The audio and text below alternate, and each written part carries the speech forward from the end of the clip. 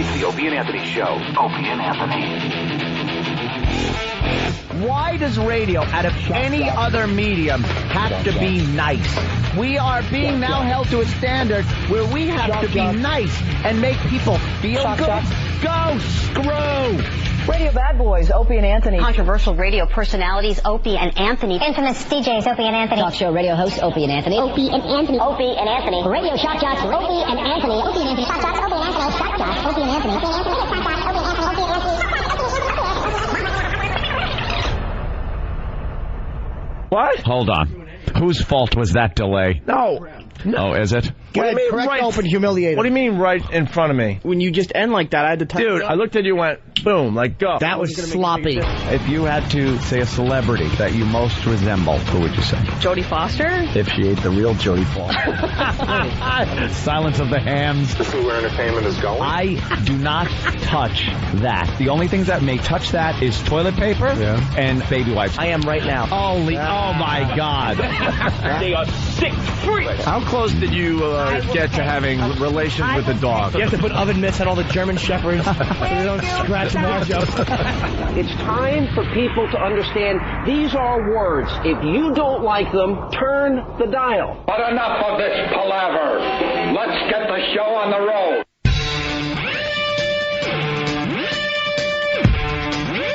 Woo! Yeah. Hi. We're back. We're back. We never went away. Well, we're back at our home base. We're in the middle of a 9-day week. Yep. Wow. To us, this is Thursday. But it's Monday officially, I guess. Of course right? it is. Yeah, we didn't really have a weekend off. No. Good morning. Had fun, but it was one of our, what they call working weekends. We're working all summer. Working all summer, but you still have radio execs that will say stuff like, do they even care? I will say it's fun, though. Damn, what a blast we had on the virus tour up there at Mohegan Sun. Can we just say at a casino? Yeah? I had a conversation after our live broadcast with a sales guy, and they met with the people at this casino. Yeah. Uh-oh. And after all this free advertising we gave them, talking about the virus show for weeks on end, broadcasting live from their casino, nothing but a massive commercial for the last month, right? Yeah. And then, the salespeople talking to the people up there, and they're like, not really sure if we want to advertise with Opie and Anthony yet. Why? They got a massive commercial from us, but they're not sure yet. But isn't the radio station we're on owned by them? I guess. But, well, then how but actually getting money from them. But in all fairness, they treat us great up there, and it was an amazing, amazing casino. Had a great time. And the show itself was amazing. Oh, yeah. I want to find out the final number, but to me it looked like it was sold out or close to sold out. Yeah. I mean, the floor was packed, the seats were packed. I mean, way in the back, I guess there were some seats empty, but I don't know. It was amazing. I don't even know where to begin. Great time. All the comics killed, and the crowd, again, you got to hand it to the friggin' O&A audience.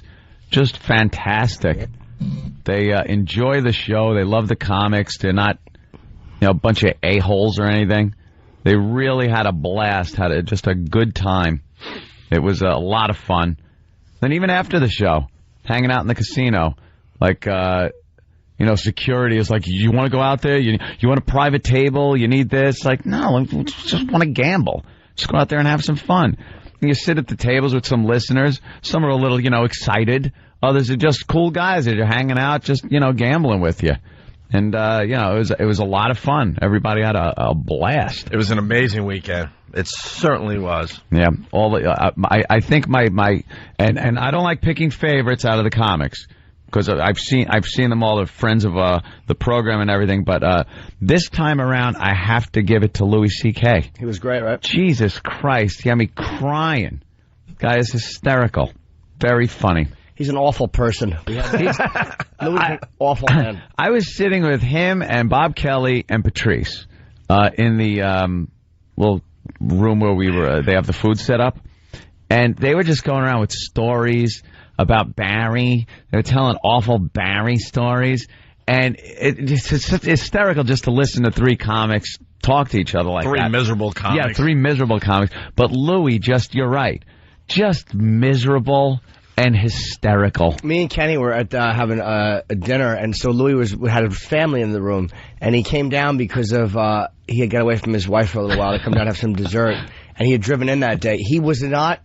He sat down, and you didn't hear the. You know the cush of a seat when somebody sits in it? Yeah, as the air's being released. Before the C-bomb got dropped. Talking about his wife. Oh, he was so cranky from driving with his wife. He really makes me laugh, man. Livid. Dude. She didn't watch the show. She was upstairs in a room with the kids. Yeah, well, she has two kids, too. Because I'm asking Louis, I'm like, is the wife going to see you perform tonight? No. Why would she bother? No. Why would she bother seeing what makes the money? This tour is getting great reviews. No, it's amazing. 3 hours, and I think we almost made 3.5 hours on this show. Yeah. Right to the end, laughs. Yep. Right to the end, people still laughing and applauding and standing up and falling down. And falling down. Yeah, we got a lot of controversy to get into today. Oh, boy. Rich Voss might have broke his elbow. Yep. He's pretty much blaming me.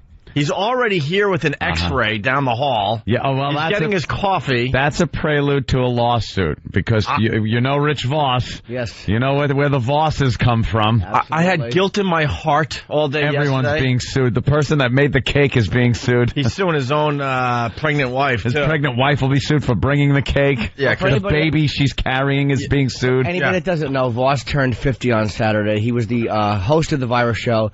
He did great. Yep. And at the end, we wanted to do something special for him, but we don't plan anything. It's part of what makes us fun and spontaneous. It's a part of what makes us lazy and mediocre. Can I tell you some of the ideas we were thinking of before we did what we did? Was one of them give him an education, finally? Get him a high school diploma for his birthday?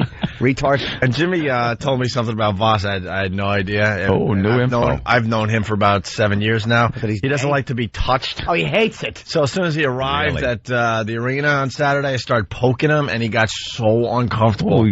Like, why are you poking him?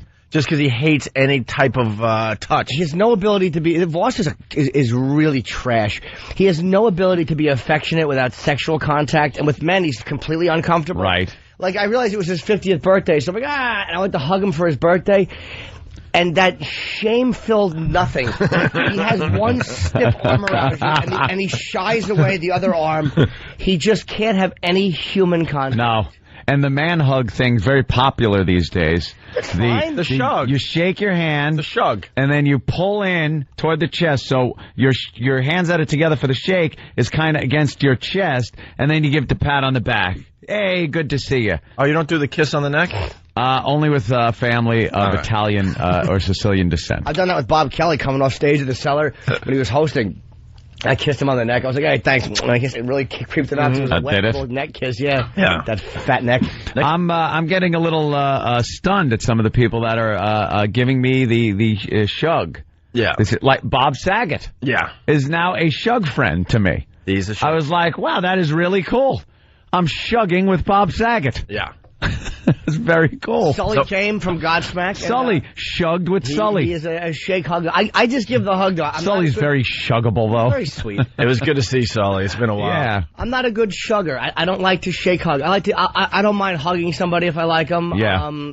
You know, I'd rather do. I either want to shake or hug. I don't mince. You're a blugger. What do you mean that while I'm kneeling and doing things, I hug your cheeks? Exactly. That's very inaccurate. So Voss turned 50 on Saturday. We noticed he didn't like to be touched. So we're sitting around trying to figure out what we could do with Voss at the end of the show. Some of the ideas was to have Kenny give him a massive wedgie like we're back in 4th grade. That would hurt in him. front of the 7,000 people that were there. You can't give a wedgie to a 50-year-old man. You might hurt something. His prostate will fall out. We wanted to diapers up. We wanted to pin him down and strip him down to his underpants. More sexy stuff, sure. And then we realized we had a cake, and we figured we didn't want to do the hacky cake in the face bit. No. But that's what ended up happening because all the ideas we came up with, we realized that someone could get hurt. And then the hackiest, easiest thing to do for him, he ended up getting really hurt. So, the other idea was to get him down to his underpants and then put him in a garbage pail upside down. That would have been nice and degrading. On stage in front of, like I said, 6,000 or 7,000 people. Well, I saw Voss. I didn't know what was going on. I saw them Bonnie brought him out a cake at the end of the show. Yeah. We all took our bows. Put it on the stool that certain comics are using, the stool. So it's just on there. The candles are lit. Kenny just sings a very touching Puts Marilyn rendition Monroe to shame. of Happy Birthday. Yeah. Brought the crowd to tears. Yeah. Happy birthday to you. So, just awful. He's not quite like Marilyn Monroe. He's more like Monroe from Too Close for Comfort. Monroe. Homo. So he blows out Bonnie brings out the cake, puts it on a stool, the big happy birthday from Kenny. Voss blows out the candles, and then Voss picks up the cake, and he's all happy. I had turned around. I was like going back. It was done. Yeah. It was done. It was over. He's all happy. My friends acknowledged my birthday in front of all these fans. He was feeling really good about himself. Why he picked up the cake is beyond me. Because we all started walking off the stage. Show's over. We did the thing. And then Leave the cake. Kenny, someone else will bring it back. It's not, he doesn't have to pick it up and bring it back. The second he picked it up, I went like, I thought, this could be trouble. Yeah, because then we just realized, you know what, why don't we be just nice guys for once and just have a birthday cake with no bit. We just gave these guys 3.5 hours of show, pretty much. Let's end in style. Him with his comedian friends, his pregnant wife that's due like in a day or two. Yeah. And then the idiot doesn't leave the cake on the stool. He picks it up because he's so excited to have a birthday cake. He can't wait to bring it backstage to share it with his friends. So he's got both hands under the cake. And that's when at about chest height. Yeah. And he's a big smile on his face. Yeah. And he turns around to start walking toward the exit of the stage, the back exit. As soon as he picked up the cake, I got to jump in here. I decided to circle back. I'm like, look, if you're going to be this dumb, I'm circling back. I'm going to get something done. All right? Yeah. So I circled back. He's now holding the cake. How close to his face? It was very close. It was against his chest. Yeah. And he was struggling with his tiny little hands. Tiny little midget arms. So he didn't even have a grip on it. He was flat hand holding it on the bottom, right against his chest, about 3 inches from his chin. Yeah. Dude, he was asking for it. So I took my right hand, got under the cake, and I started pushing up toward his face. You gave it a shove that more put him in a backwards walking motion to avoid the cake going into his face. It was kind of like a Voss, I got you right here. I could slam this into your face, but I'm just tipping it up. I was just going for the quick little, like, hit his face with maybe get it on his chin a little bit. Right. So don't give away the ending here. Oh, no, wouldn't dare. Because, all right, I'll explain after the break. But so, next thing I know, Voss is on the ground. There's cake all over his face, all over his shirt. Covered. He's laughing, but he's holding his elbow. He fell down right on his elbow. Yeah. Obviously, something really bad happened. It blew up. I immediately, even though I'm openly laughing, I'm feeling guilty, like, what the hell? It wasn't supposed to end this way.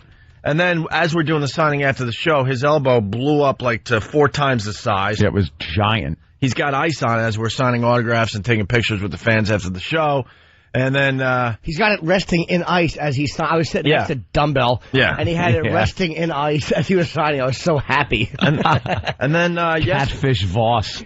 Just icing his elbow after the big game. Yesterday, driving back to New York, it was just phone calls going back and forth. A little phone, like I couldn't get him on the phone. Then he called me back, and I was on another line. We finally talked later in the day. And he said, 4 hours in the emergency room. I'm bringing the x-ray in tomorrow. Yeah. And then I was just like, I'm sorry. Now I feel really bad. I'm sorry. I'll pay for your medical bills. He's like, I got insurance. I don't need that. I'm like, I'm insured. And I felt nothing but guilt. I'm like, dude, whatever I could do, I feel really bad. We were just trying to have fun. I really felt bad. Why? I wouldn't have felt bad if he grabbed his chest and clapped the audience. I would have felt nothing. I would have felt just the opposite. Happy 50th. Invigorated and joyful. And I'm sure Bonnie would have sent us all checks. Yeah. Thank you. So we come in today, And we start talking about exactly what we just shared with you guys. And then I just happened to go on YouTube. Yep. And Voss, if you're listening, don't go on YouTube. Make sure he doesn't go on YouTube. Go on YouTube, and sure enough, someone taped the end of the virus show when we did this whole thing that we just explained. Yep. And it shows me going for the cake and giving the gentle push up toward his face. Yep. And guess what, Voss? F you! I have nothing to do with your elbow. I'm not saying nothing. I'll defend you on this. I have nothing to do with this injury. You incited what happened. Doesn't matter. I don't think doesn't matter. What happened would have happened if you didn't initiate it. I have nothing to do with his injury. First contact. Nothing to do with his injury. There is another comedian that was on that stage that is a psychopath to the point where he was so excited what he accomplished that he threw his hat into the audience. Well. And took the cheers of the audience. Oh, my God. See? See? We just played it. I have nothing to do with Voss's injury. He pushed him down so hard. Yeah. Because he's a dumb bully deep down.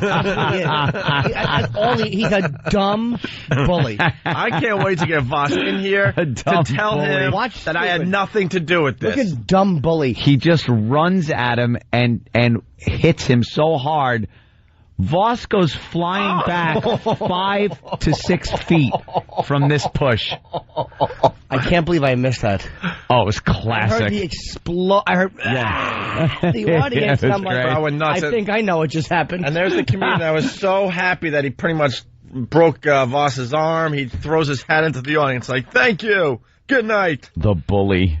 He is. We have a bully among us, and believe it or not, it's not me. He's just a dumb bully. I was doing a nice little thing, and someone else had to just take it over the top. Over the top. So we'll get Voss in here next to finish that story. Ethan from New Hampshire, what's up?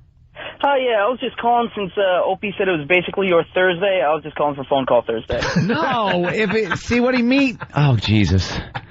What he means is it's Monday. But we never had Saturday or Sunday. No. And we're taking a short week, so for us it's like Thursday. It's like Thursday. It isn't Thursday, which means it's not phone call Thursday. But thanks for the call. It could be phone call any day because we enjoy your phone calls. Holy mother of God. All right, we're just getting warmed up. So Thursday indeed. So virus show, huge success. Next stop is Mansfield, and I think we're going to be doing a nice thing for the troops up there, right? Have we announced that or not? I don't know. I need the details. I think we're supposed to announce it today, but we're doing a nice thing for the troops at the next O&A Traveling Virus Show in Mansfield in a little less than 3 weeks, I guess. The 21st of this month. Voss broken elbow. Who did it? We'll tell you next. iPhone hysteria. Oh yes. Norton on page 6 in the New York Post today. We I hope we're allowed to read that. Why wouldn't we? Of course we can. Who knows with this joint these days? And O&A's 4th of July boiled meat barbecue tomorrow on the show. Thank goodness.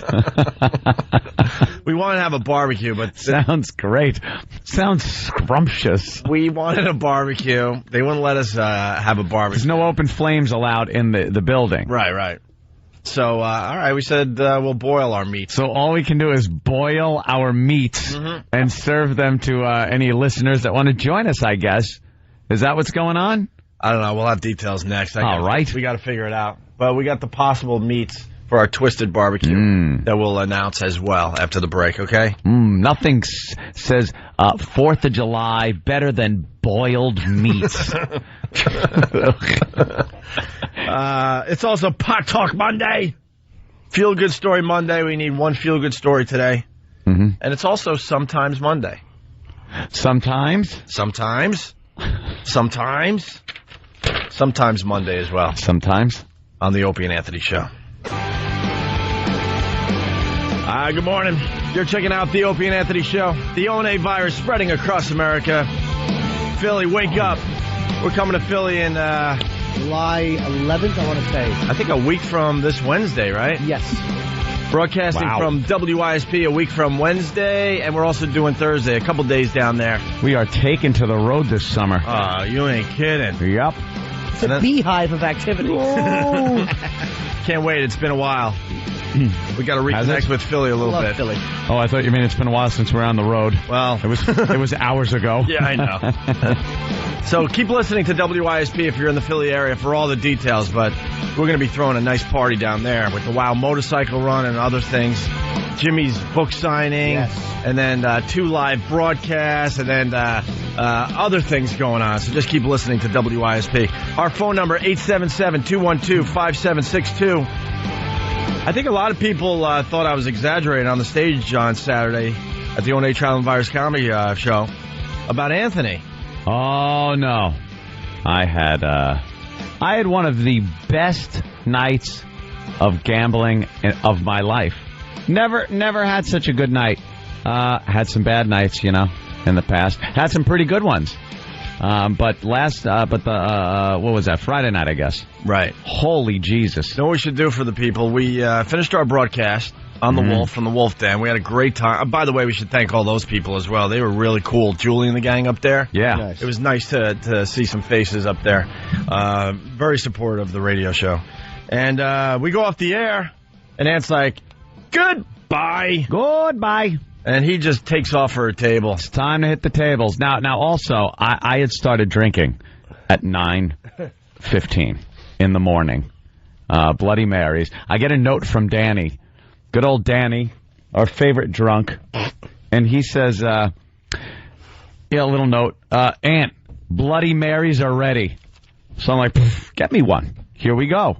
What could hurt? Bloody Mary at 9:30, 9:15 in the morning. You love that. I've done that before. Oh, my God. So down a couple of those. The show ends. My God, I got a pretty good buzz on. Yeah. And we hit the tables. Yeah. I have another Bloody Mary, and then I start drinking screwdrivers. So now I'm just pounding screwdrivers. Me and Danny getting hammered. It's all fun. 1:15 came around. Now, it's 1:15 in the afternoon. We had been up since 5 in the morning or so. And I looked and went, oh, my God, it got late so fast. You thought it was 1:15 in the morning? I swear to you, I thought it was 1:15 in the morning. Well, you're on casino time. You don't even know what time it is. Yeah, but that's ridiculous. That's never happened. I would have bet that it was 1:15 in the morning. And it's like, no, it's 1:15 in the afternoon, you douche. What are you doing? That was a mere 2 hours after the broadcast? I know. You lost your mind that badly? I was pounded him. Then just switched to beer.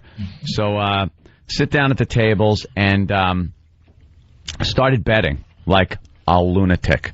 Hit one of the blackjack tables, settled in, got 2 spots, so I'm playing 2 hands for the max on each hand.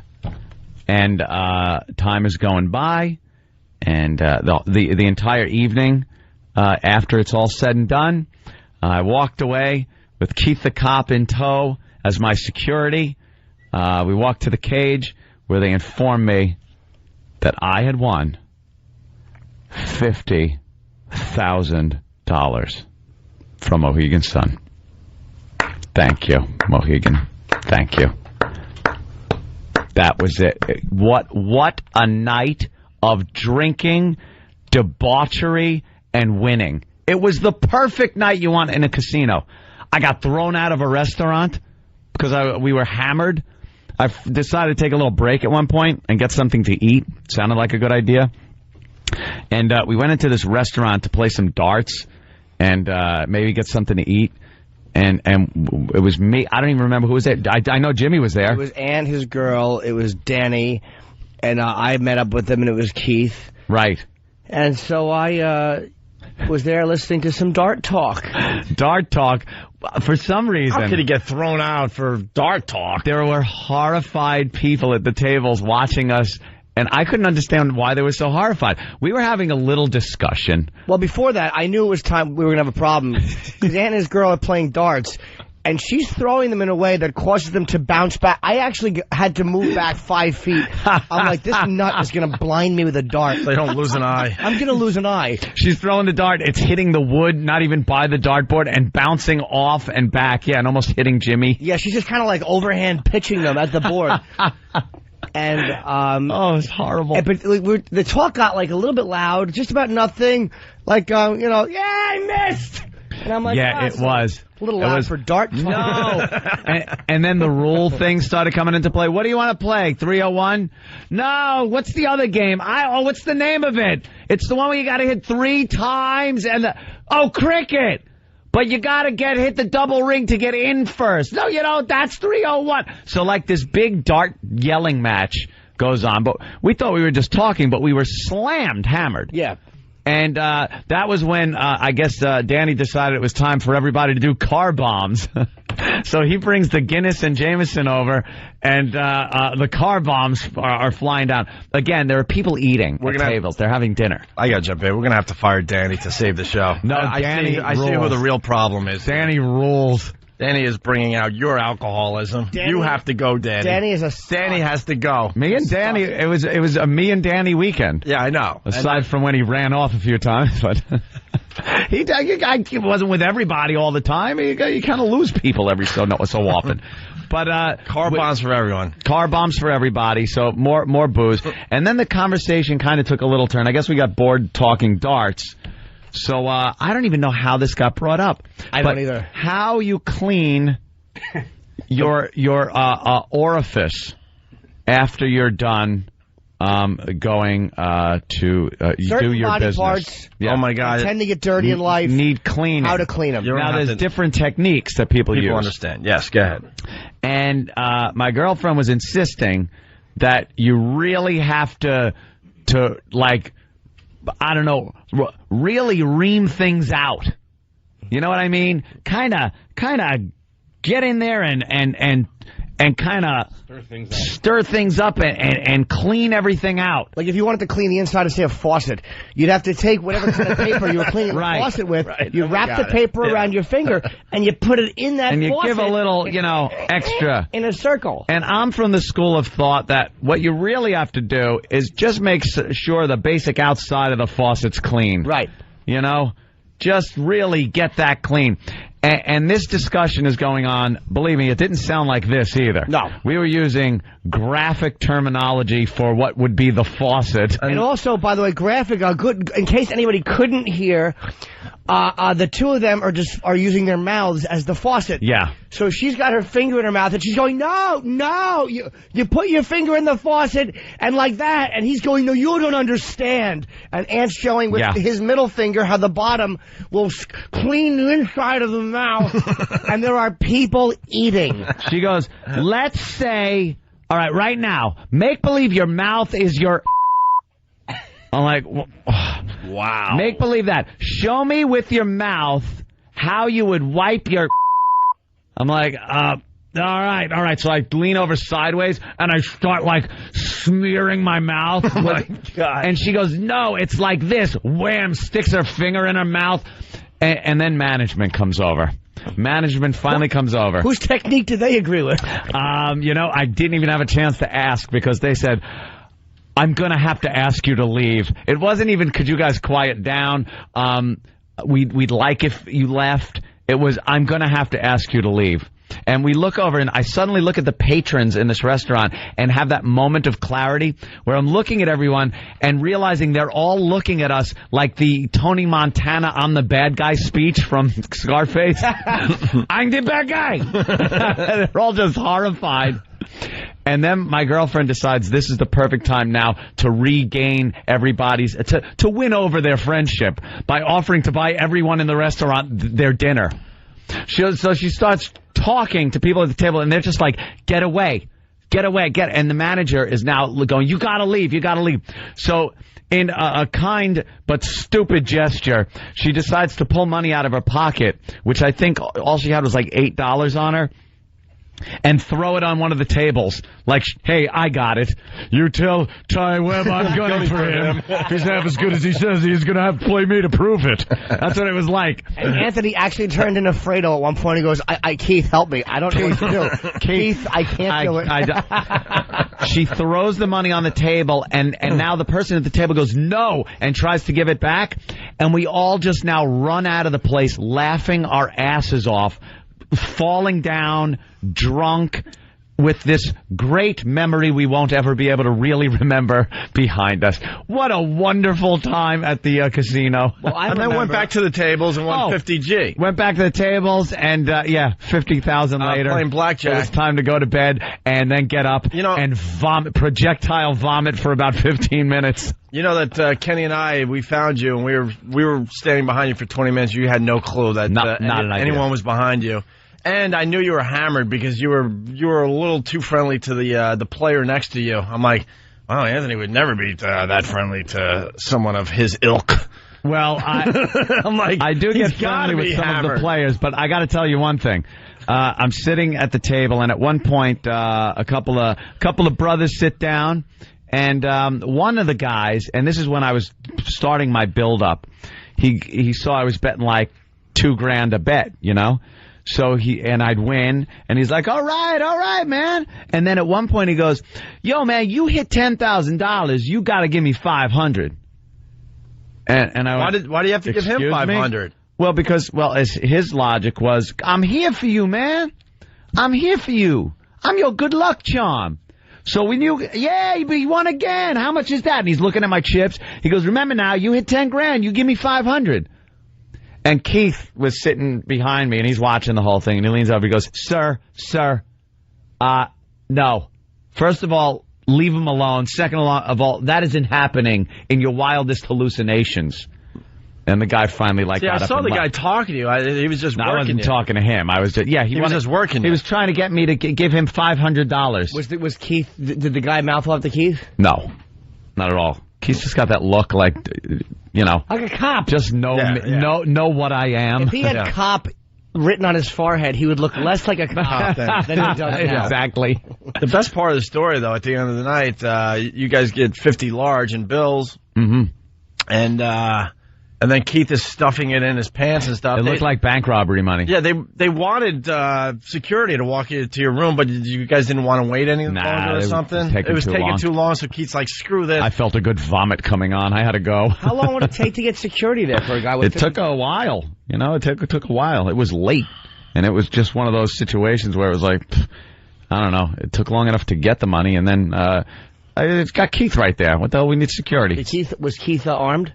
I don't know. I don't ask. Should have asked. I would have made him wave it in the casino and clear everything out. Wave it around and start firing off like Yosemite Sam. I'll always do that. I'll be like, take out your gun, dude.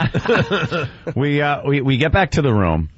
I open up the night table drawer and just dump these bound up in the $5,000 bands.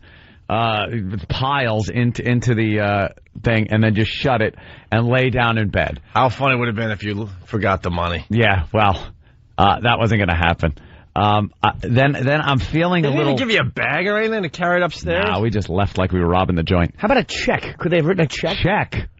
Get out of here. I want cash on the barrelhead, my friend. Cash. Don't want to get Uncle Sam involved. The cash. No, I pay taxes on my winnings. It's for the radio. And I should be able to deduct my losings. Now, they actually, please, they go. You got to fill out all the forms. They report it, of course. Yeah, exactly. So, I go up to the room, and after a few minutes of laying in the bed, which somehow, I don't know how this happened. Is this an attraction at Mohegan Sun? When you win, they put your bed on a helicopter rotor, and they spin it around real fast as you're trying to sleep. I got up, and I puked for about 15 minutes straight, which my girlfriend then laughed at me the next morning. I said I had the Mohegan ab workout last night. Sitting, not eating, and then puking up your drinks. I had rock-hard abs the next morning. Felt great. Well, you laying on your back spinning? Yeah, just spinning around. So I had a woof, and I woofed, went back to bed, and when I woke up in the morning, I felt so crappy. I had to do the cold rag on the head. But the first thing I did, I could barely move. I took my aspirin and then leaned over and opened up the drawer just as okay, it did happen. All right, because I wasn't sure. At that point, I swear, I was so hammered. I was like, I could have just hallucinated. I could have won like $10 and thought I won that much money and shut the drawer and realized, wow. And I did not get back up until 4:30 in the afternoon when we had to be there at 5 o'clock for, pre-show stuff. I was hung over badly. Yuck. But it was one of those just fun, drunken, babbling, getting kicked out of places, having a great time at the tables. Me, Danny, sitting down at the tables. Oh, it was great. At one point, like, people were someone got pissed off, like, at the table.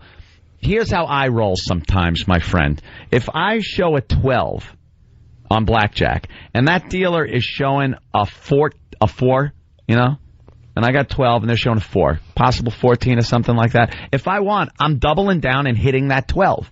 I'm going to do it. Sometimes I'll win, sometimes I'll lose, but I'm just going to do it.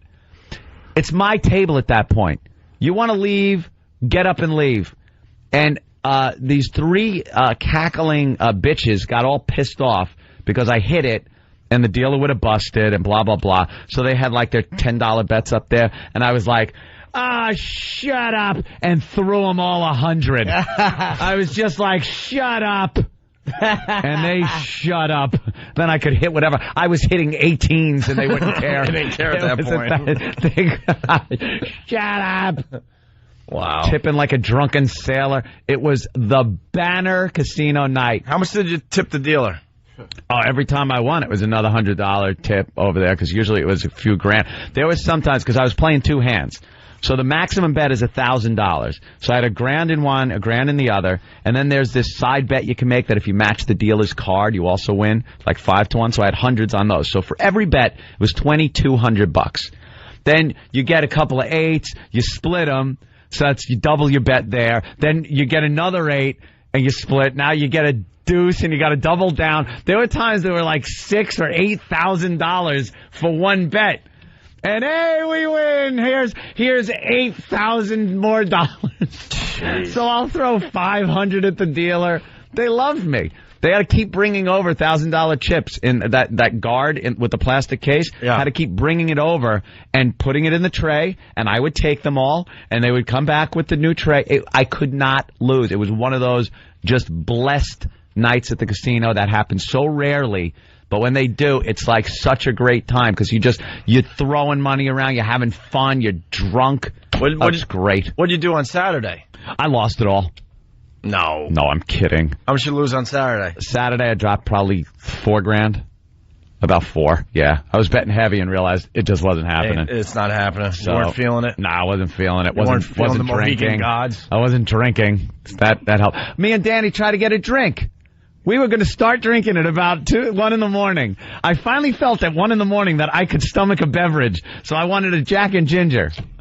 And what happened? And Danny also was ordering a drink. What were you going to drink?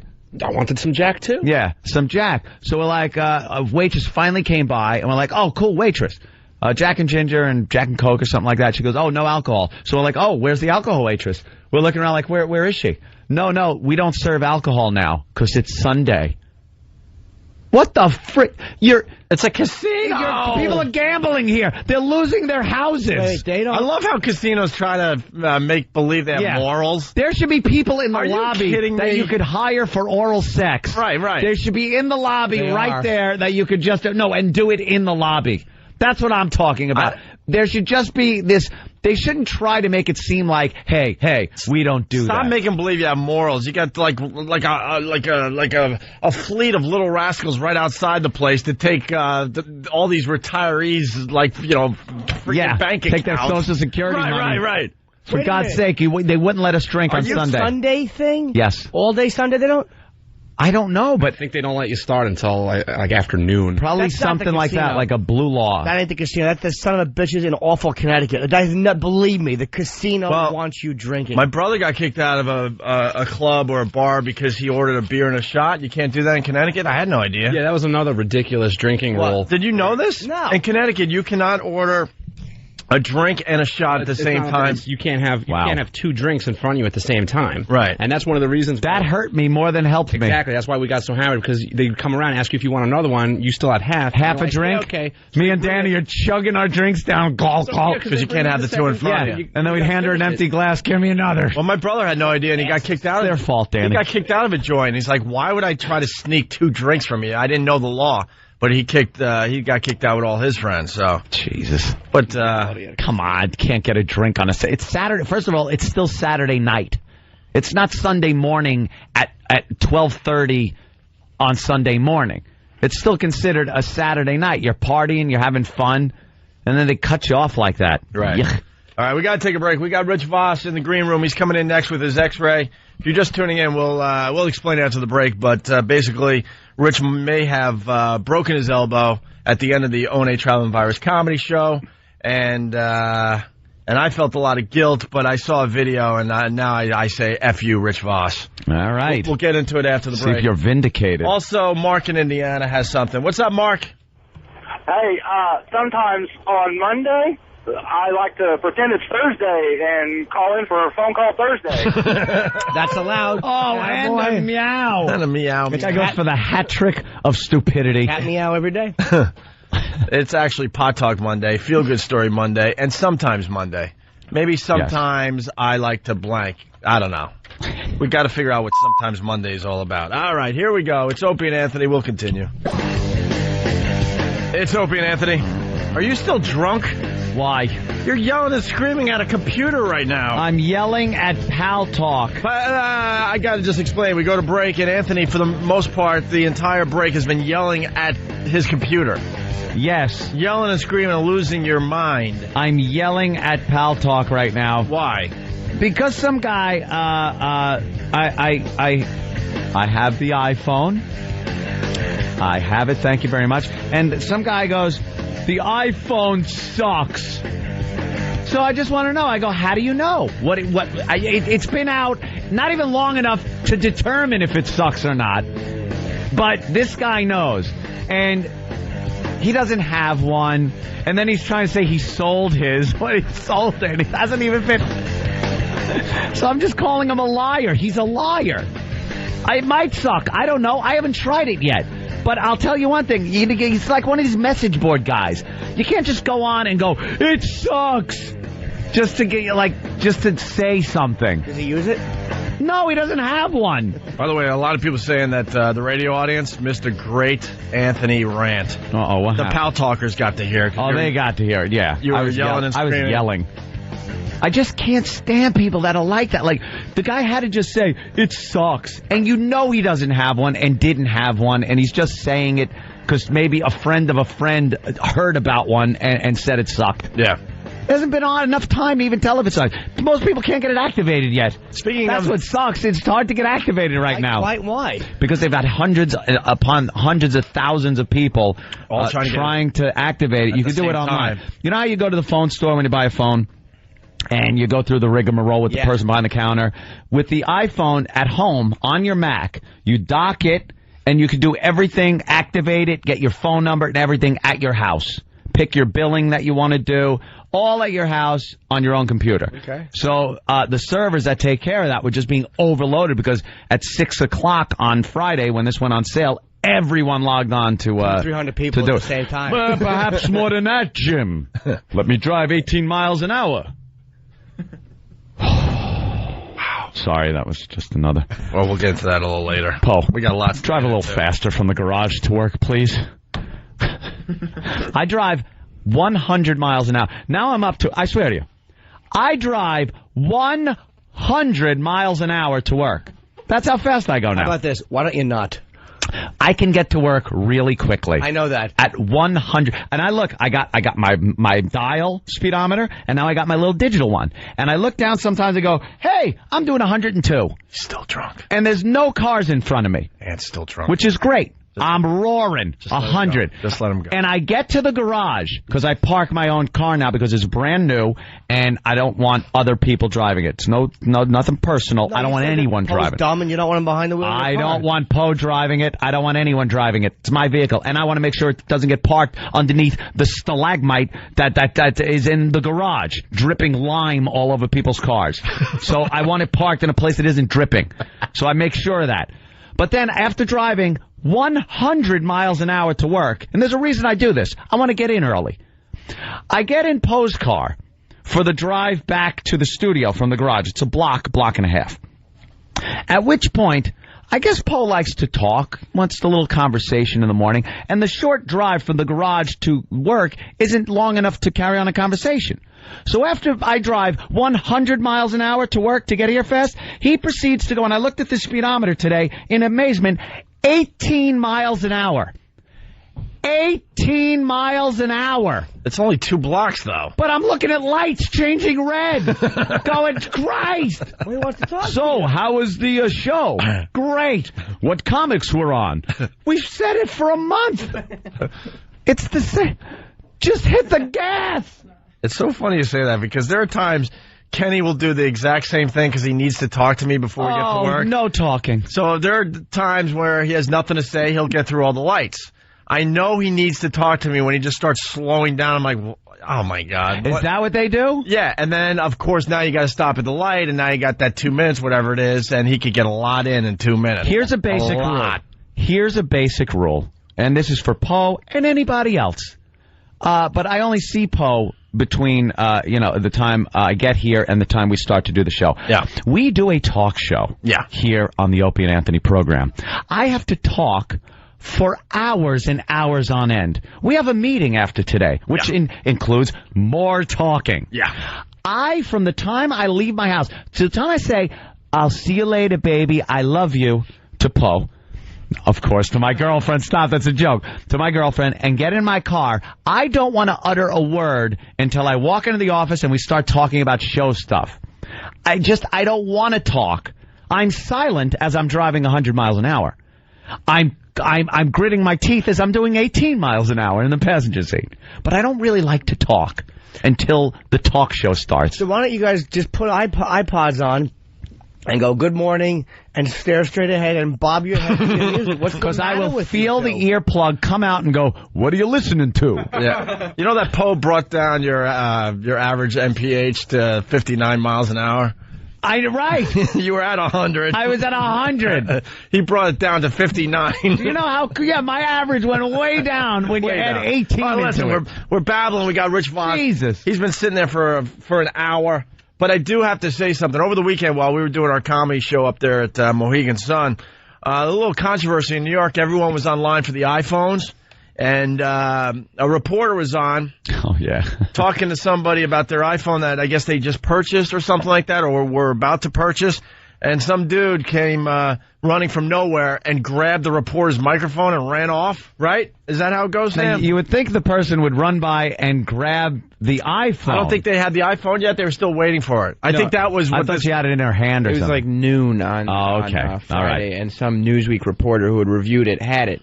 And she was like, she was saying, we got to make sure there's security because somebody might try to grab this iPhone. Oh, my God. So he could have grabbed the iPhone. But instead, he went for the mic. What a dummy. And, but I love it. Believe me, I love it. We're getting word. It was a big article in the New York papers this weekend. We're getting word that... oh, no.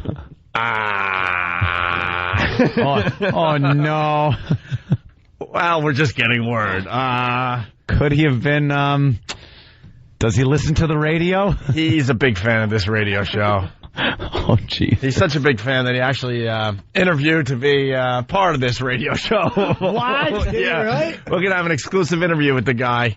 He'll give us the inside scoop. But you know what? I read this on Saturday. I got the New York papers up there while we were in Connecticut. And I saw they had a still. And I read the article. I'm like, one of ours. That's got to be one of ours. You just know. No other show has ridiculous fans like ours. One of ours.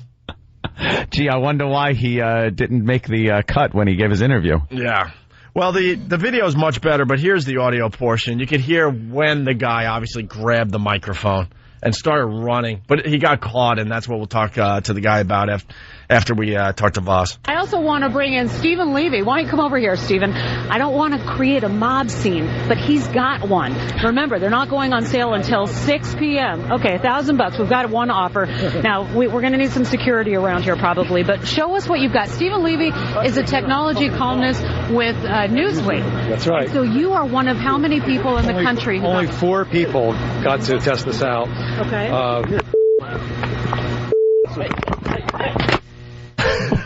Oh, Jesus Christ. He just grabbed the mic and ran? Yeah. Yeah. All right, I got the video up over here. Yeah. There we go. Wow, he was quick. Yeah, and there he goes. But they got him. They got him they're fast. chasing him. What? He couldn't run? Well, if he was one of our fans, exercise isn't probably one of his strong suits. So then they go back to the anchor. Well, the anchors go back to the reporter and make sure everything's okay. Oh, my goodness. And obviously, somebody has interfered with Laura Ingalls' live shot, grabbing her mic and running. We apologize for the profanity, which he also said on our air. I don't know what's happening there. We're going to check in with Laura. Let's go back to that if we can, just to make sure everybody's okay and Laura's okay. Yeah, we've got that's one of our photographers, John Casala. He's a big guy. He sure can take care of that. We're kind of trying to pan back to see if Laura's okay. There's the microphone. There's another photographer. There's Laura. She's doing okay. Can we get her feedback up, folks? Yeah. You guys got me? Yep. Yeah, we got you, Laura. What happened there? We're walking back.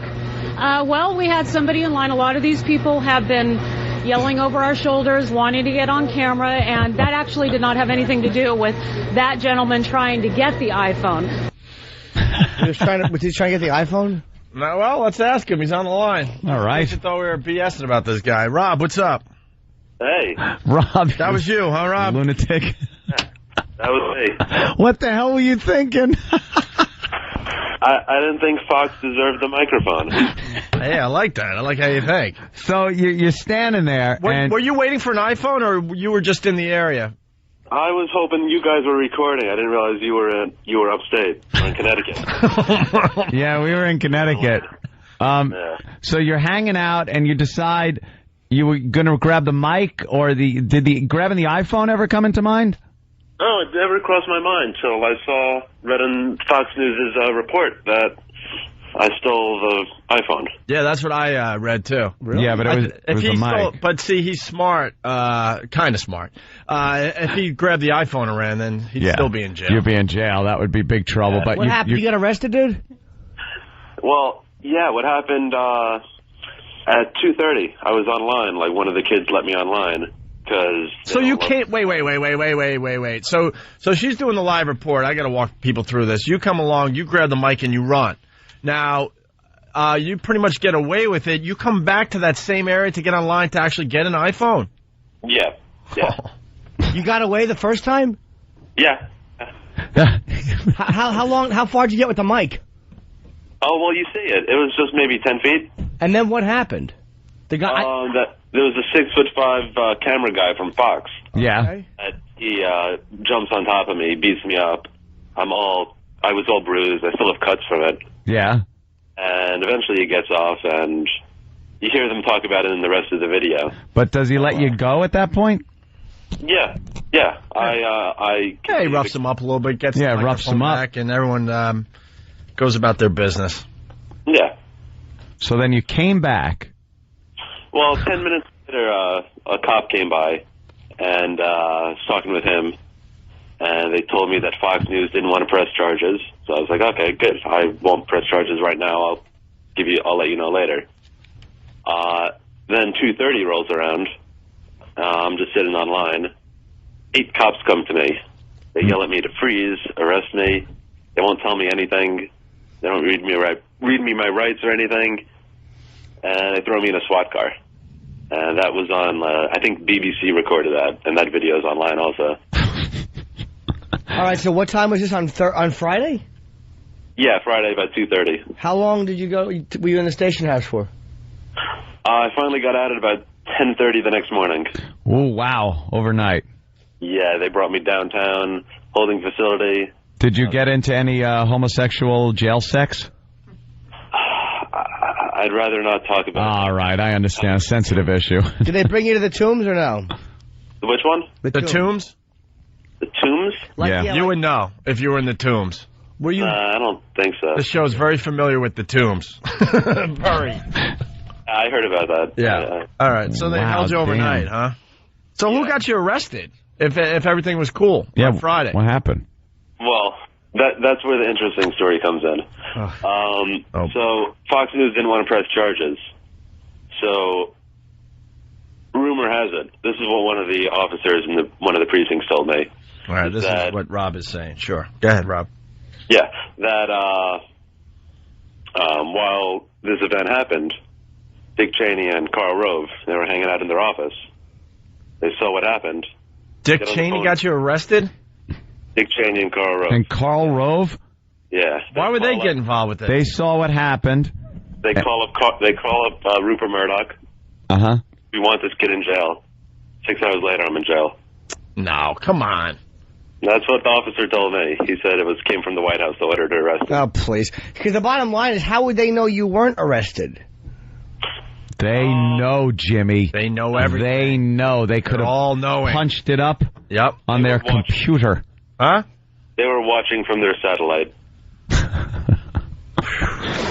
What a set of nuts. But what were you going to do with the mic if you got away with it? Well, I wanted to talk into it and then drop it in the water.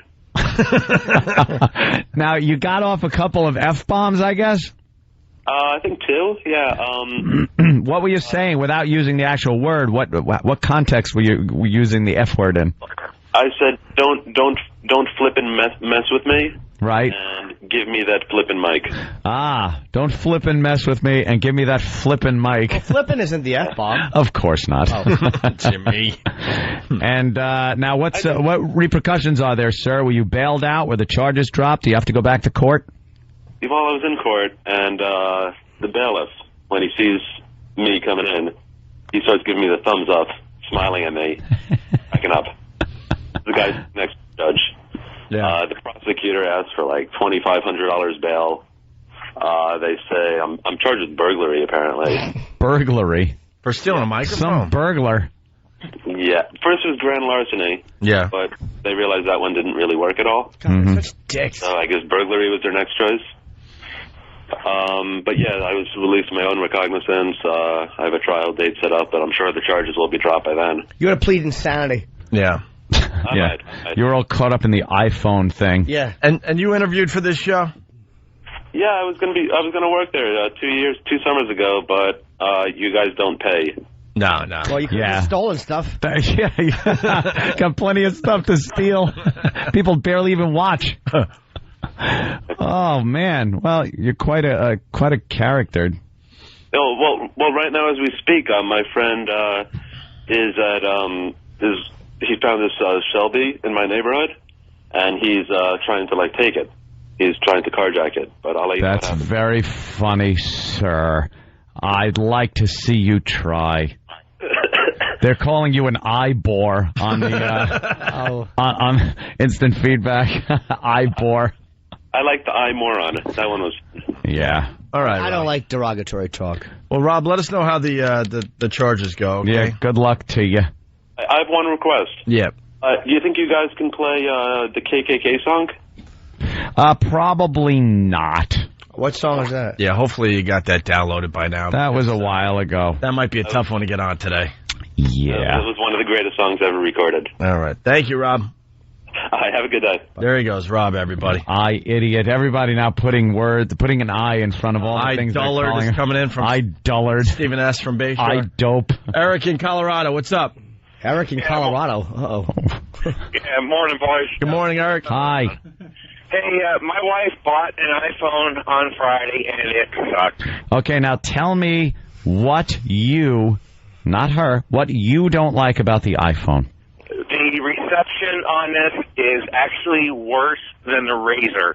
Okay. I had a Razr previously, and where we live, just outside of Denver, she previously had limited service. Denver. She has no service within 5 miles of our home with her iPhone. All right, that's a rough zone. I could punch up the AT&T map that shows the location. I do think outside of Denver is kind of rough for all cell phones, but okay, I'll give you that. What else sucks about it? Yeah, we need someone that says that the phone sucks in the middle of Manhattan, middle of Boston, the middle of Philly, Washington, Schenectady, Buffalo, real cities, Syracuse. Even we'll go with Syracuse, but perhaps Vancouver. Not these cities that lie a mile high. Right.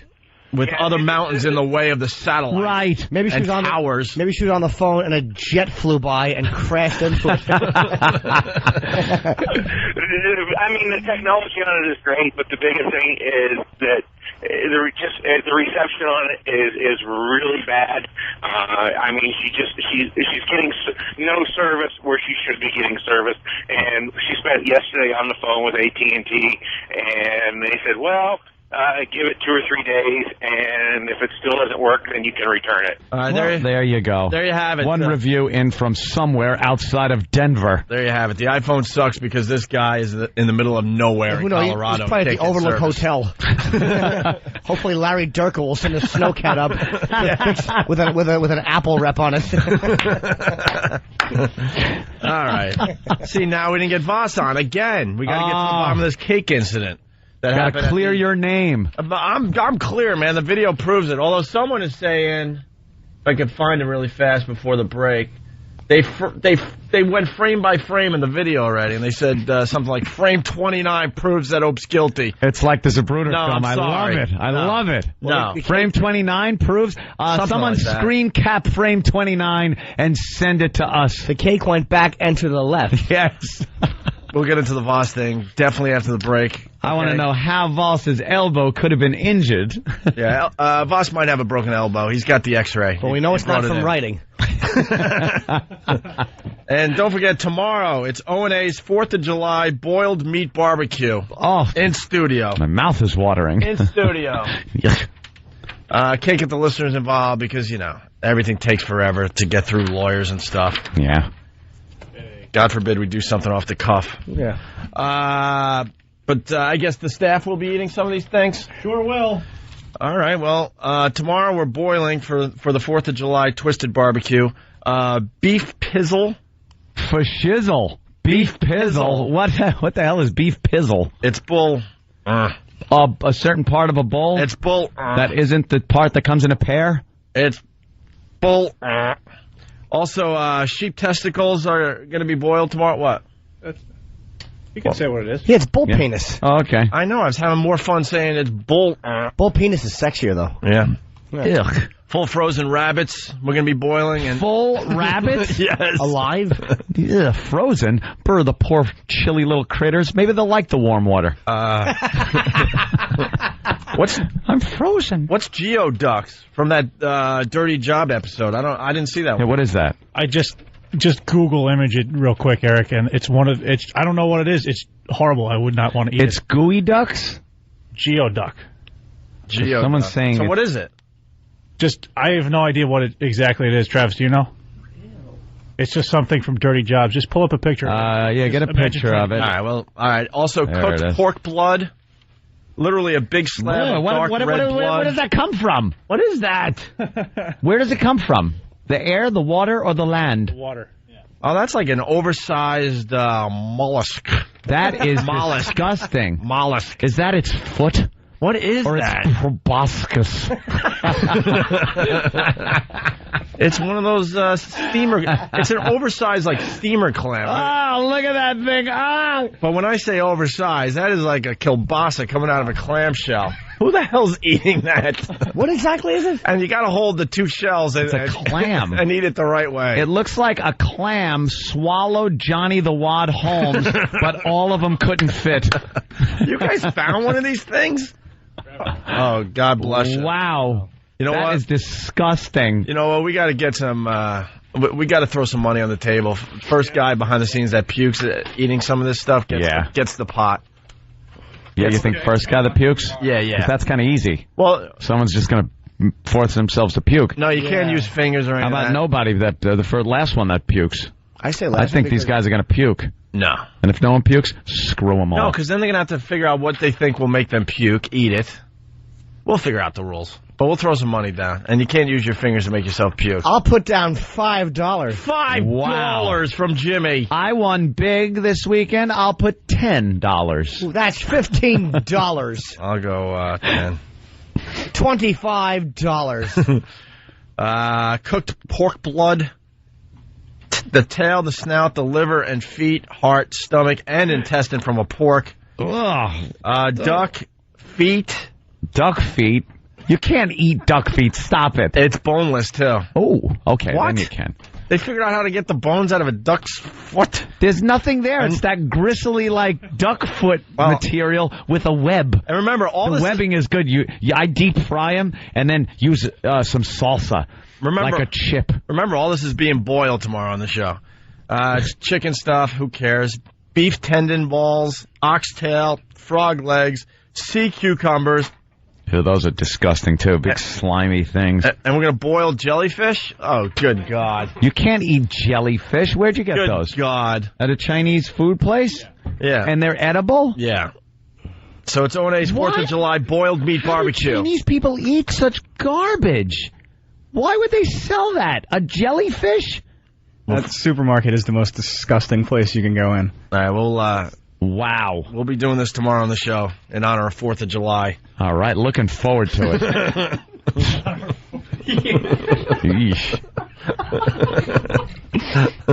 All right, and there you have it.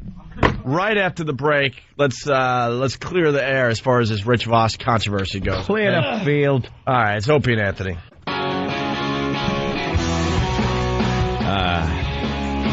Pronounced gooey duck. Species of large saltwater clam, also known as the king clam or the elephant trunk clam. Should be the porn star clam. Native to the Pacific coast of the United States. Specimen weighing in over 15 pounds and as long as 6 feet. Life expectancy of 146 years. We don't even deserve to eat this. The oldest recorded gooey duck is over 160 years old. This makes the gooey duck one of the longest living organisms in the animal kingdom. A gooey duck sucks plankton down its long siphon, filters them from food, and ejects its refuse out through a separate hole in a siphon. The gooey duck have only a few natural predators. The sea otter, of course, dogfish, starfish, and I guess staff members of Asians. the Opie and Anthony show. Yes. Today they sell in Asia for up to $30 per pound. The jumbo clam is highly regarded in Chinese cuisine. Its large, meaty siphon is prized for its savory flavor and ribbed for her pleasure. Teasing. And crunchy texture. It's extremely popular in Hong Kong, China, and Japan, where it's considered a rare, tasty treat. Gooey duck is mostly eaten cooked with a fondue-style Chinese hot pot or raw sashimi style, dipped in soy sauce and wasabi. There is your lesson today on gooey duck. And that will be part of the O&A 4th of July boiled meat barbecue. That's going down tomorrow.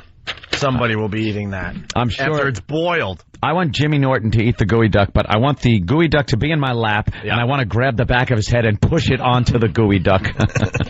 Where is Jimmy? With gusto. What happened to Jimmy? We lose him? Jimmy had to leave. What? He's gagging on a gooey duck. Well, let's get Rich Voss in here. Where's Rich? If you're just tuning in, there's a lot of controversy. At the end of the O&A Traveling Virus Comedy Show at Mohegan Sun, which was a huge success, by the way. Next stop, Mansfield. Yep. And we're going to have something going on with the troops that we should be able to announce soon. You're an idiot. Now he's got a sling. Oh, God, he's got a sling. Oh, that is step number one to a lawsuit. Yeah, I see what's going on here. That's it. You can't sue me. I got video proof that I had nothing. Dude, that video would implicate you. No. I would try to keep that video. No. I would try to keep that video out of court. First of all, before we start this, can we just leak? Why are you moving your hand? Huh? Try talking without your hands. My neck is killing me. Yeah, great. see, he fell It's a down neck stage. brace, It's too. a neck. It's a lower back injury. It's an elbow injury. What is it? What injury do you have? What injury do I have? Yeah. Well, let me set this up. Do you want me the injury physically or mentally? Okay. There's a mental injury. Mental injury of being on stage and having that embarrassing moment. Well, you know, it's true. That's after having such a great show up. I understand. Yeah, someone go get Uncle Fester in a briefcase. We're gonna prove some things. Yeah, that's today. pretty much it. Who's Uncle Fester? Don't worry about it. Someone out there, guy. Listen, reference. End of the show at Mohegan Sun. we figured we'd do something nice for Rich Voss. It was your 50th birthday on Saturday, right? Yeah, the day of the show. All right, the day. So at the end of the show. We do a little curtain call, and I saw you backstage all confused. Like, why aren't they announcing me yet? Yeah. Oh, I saw your face because we were trying to set this whole thing up. We knew we wanted to do something crazy in front of those 6,000-7,000 animals that came to the show on Saturday, and then we figured that everything we came up with could cause an injury. I swear to God. So we decided, you know what? Why don't we just do something nice for once and actually just, sing happy birthday to Rich Voss. We already gave him a 3.5-hour show. Yeah. You'll blow out the candles, and then maybe we'll have a little birthday cake. We'll have Bonnie bring it out. She's like 9.5 months pregnant. When the hell is that baby popping out? Oh, my God. Like any minute now. I think the baby's having a baby. It's unbelievable. She's been pregnant for like a year and a half at this point. What the hell's going on? She's Canadian. I don't know how it works. They hold them for like 15 months? Like caribou? She's just trying to get over a bridge or something before she gives birth, right? Oh, she's holding it in, like squeezing, going, do I really want to be with this guy? Yeah. So in a couple of months she might.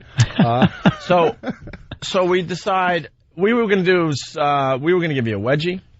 We were going to strip you down to your underpants and throw you in a garbage pail upside down. Now I have to tell you this. Patrice came up with the idea. We wanted to body surf you from the stage all the way to the back of the arena, have the fans just body surf you. Yeah, that would have been good for a 50-year-old kicker. Huh? Yeah, plus the fact that we all learned you don't like being touched by anyone. So if you had all those crazy fans doing a little body surf all the way to the back of the arena, that could have been a lot of fun too. So we decided to do nothing. So we sing Happy Birthday. Club Soda Kenny did a terrific rendition of Happy Birthday. Didn't he, though? And then Bonnie comes walking out with this big, really nice cake, by the way. A lot of money spent on the cake. Uh-huh. It wasn't a prop cake. Because we decided, pushing the cake into your face is kind of hack. It is. That's the weird part about this whole thing. We're like, that's hack. We got to do something different. So we decided to actually buy a really nice cake.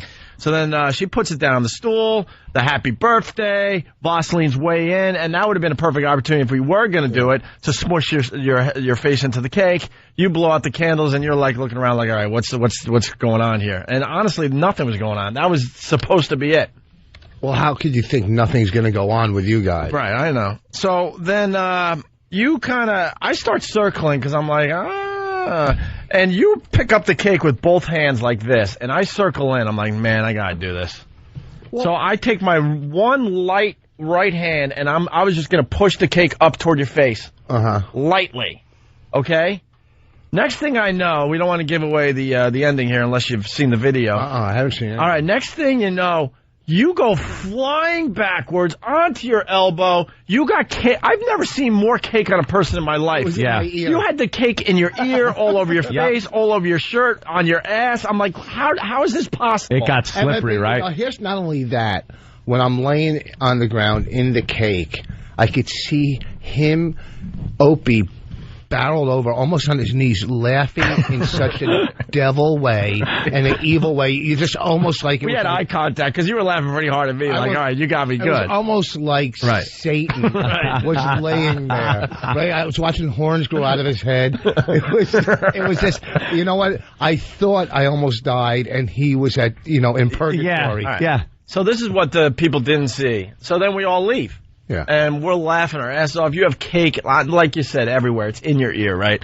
So then we go do a signing, and that was my first sign that something was wrong. You got your elbow on ice, and you're signing. I'm like, and now the guilt is coming over me. I'm like, oh, my God, it's his 50th birthday. What happened? He shows me his elbow. It's 4 times the size on Saturday. It was ridiculous.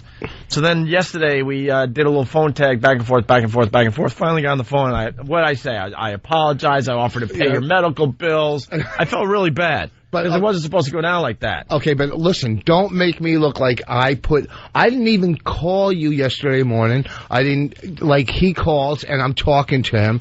I called you. No, yeah. Because I was like, I was like, man, that wasn't supposed to end like that. No, not at all. And I talked with Bonnie, and it was Bonnie wanted to smash the cake in my face. Really? Right? But, she didn't want to get Bobby mad because he was going to eat the whole thing anyhow, probably. And she said, if I smash it in his face, what if people want to eat it backstage? Right. Oh, so she was going to do it too. Yeah, she would have done it. Yeah. Right. So I knew it was all in fun. All right, so go ahead. All right, so and then I'm feeling guilty, and Voss and I talk. I go to sleep. I come in here, and we start talking about it because it was one of the highlights of the show on Saturday night. And someone tells me there's a video on YouTube, so I go to YouTube. You can check it out for yourself. Happy birthday, Rich Voss. Just throw that in the search. You'll see it. And I see me. You should let Rich watch it over there. Well, wait, before we get to with that, the mic on him. Yeah. Hold on, what? Well, I pick up the cake like any normal guy to bring it backstage to share with your friends. To share, you know, if we were going to eat it. If not, I'm not just going to leave. I know you guys spent money on it. It would have been like Kenny's job, though. Yeah, but Kenny would have been happy. I'll carry the cake. Here's the thing, you know, I'm not like some uppity guy. I'm good enough to carry a cake. I'm not even talking about uppity guy or anything. I'm talking about being smart, knowing that if you touch that cake, someone's probably going to shove it in your face. That's what I thought. I want in the heat of the moment. Anthony's right. You have anyone else touch the cake? Well, no, you have to have a really big guy like Kenny. No one would have pushed the cake in Kenny's face. If I wasn't smashing into it already after blowing out the candles, it wasn't going to happen. Yeah. Okay, after, you know, I mean, first of all, after doing... Voss is the guy that pokes his head out of the foxhole and lights a cigarette. Yeah. I think they're all gone. Yeah, exactly. Bam. Exactly. Head explodes. I was fine inside the foxhole. Okay. By the way, Voss is talking with an elbow brace on. He took the sling off because he knows we were going to just beat him up for that. So I look at the video today, and yes, I indeed took my right hand and started pushing the cake toward your face gently. Now look at the video, and now there's someone that is way more guilty than I am. But I heard you earlier say that I try to make you feel guilty. Do you really believe at one point in any of our conversations you were hinting for more airtime? You were hinting. No, I wasn't. When I walked out, I go. First of all, I called Steve last week. First of all, I called Steve last week to come in this week because of the brokerage on Long Island, right? So you know, in Belmar, wherever it is, that I'll be. Yeah. So I called Steve last week before any of this even happened. Right. Steve goes, "Can you come in last week?" I couldn't come in. It was my whatever. I said next week maybe I'll come in because you know I'm somewhere broke. You're babbling. All right, so I never hinted more airtime when I talked to you. Right, I never once. As I was walking upstairs, I go, "Oh wow, this is worth 10 more spots or whatever." It doesn't matter. Listen, first of all, if we want to go back to the NEW days when I was, you know, body slammed off the chair or thrown into a pool from the Asbury Park stage, you know, a lot of physical stuff. I never said, "Oh, I need more airtime." It's because I do the job when You're babbling. All right, well, did I make you feel You really were hinting. Let's just get to the goddamn here's point. what I'm getting to. When did I make you feel guilty? This is not a big mystery as to what happened. Maybe it was talking about this like no one, like people, like maybe it was what my happened. Maybe it was my guilt because I offered to pay your medical bills. You're like, "I have insurance." You yelled at me. I'm like, "All right." And I want to know how he's trying to do the right thing. How does he have insurance? Right. You haven't been on TV since 2001. How do you have insurance? Yeah, I was. I did my own pilot last year. I was kidding, Rich. Oh, really? Yeah. All right, listen. Okay. So I definitely started the cake up toward your face. Okay. And then when you go to this video, it's Happy Birthday, Rich Voss on YouTube. Look at the hit. Can I go look at it? Oh, yeah. There I go. Oh, yeah. Go over there. Look at the hit you take. Start it over. Look at the hit you take. From Bob Kelly. Bob is an animal. He's insane. So we're like, I put my hand up and I go, "Thank you" to the crowd. It's over. We sang Happy Birthday. You see us walking toward the backstage area. I start circling because I'm thinking you might lift it up. Tips the cake.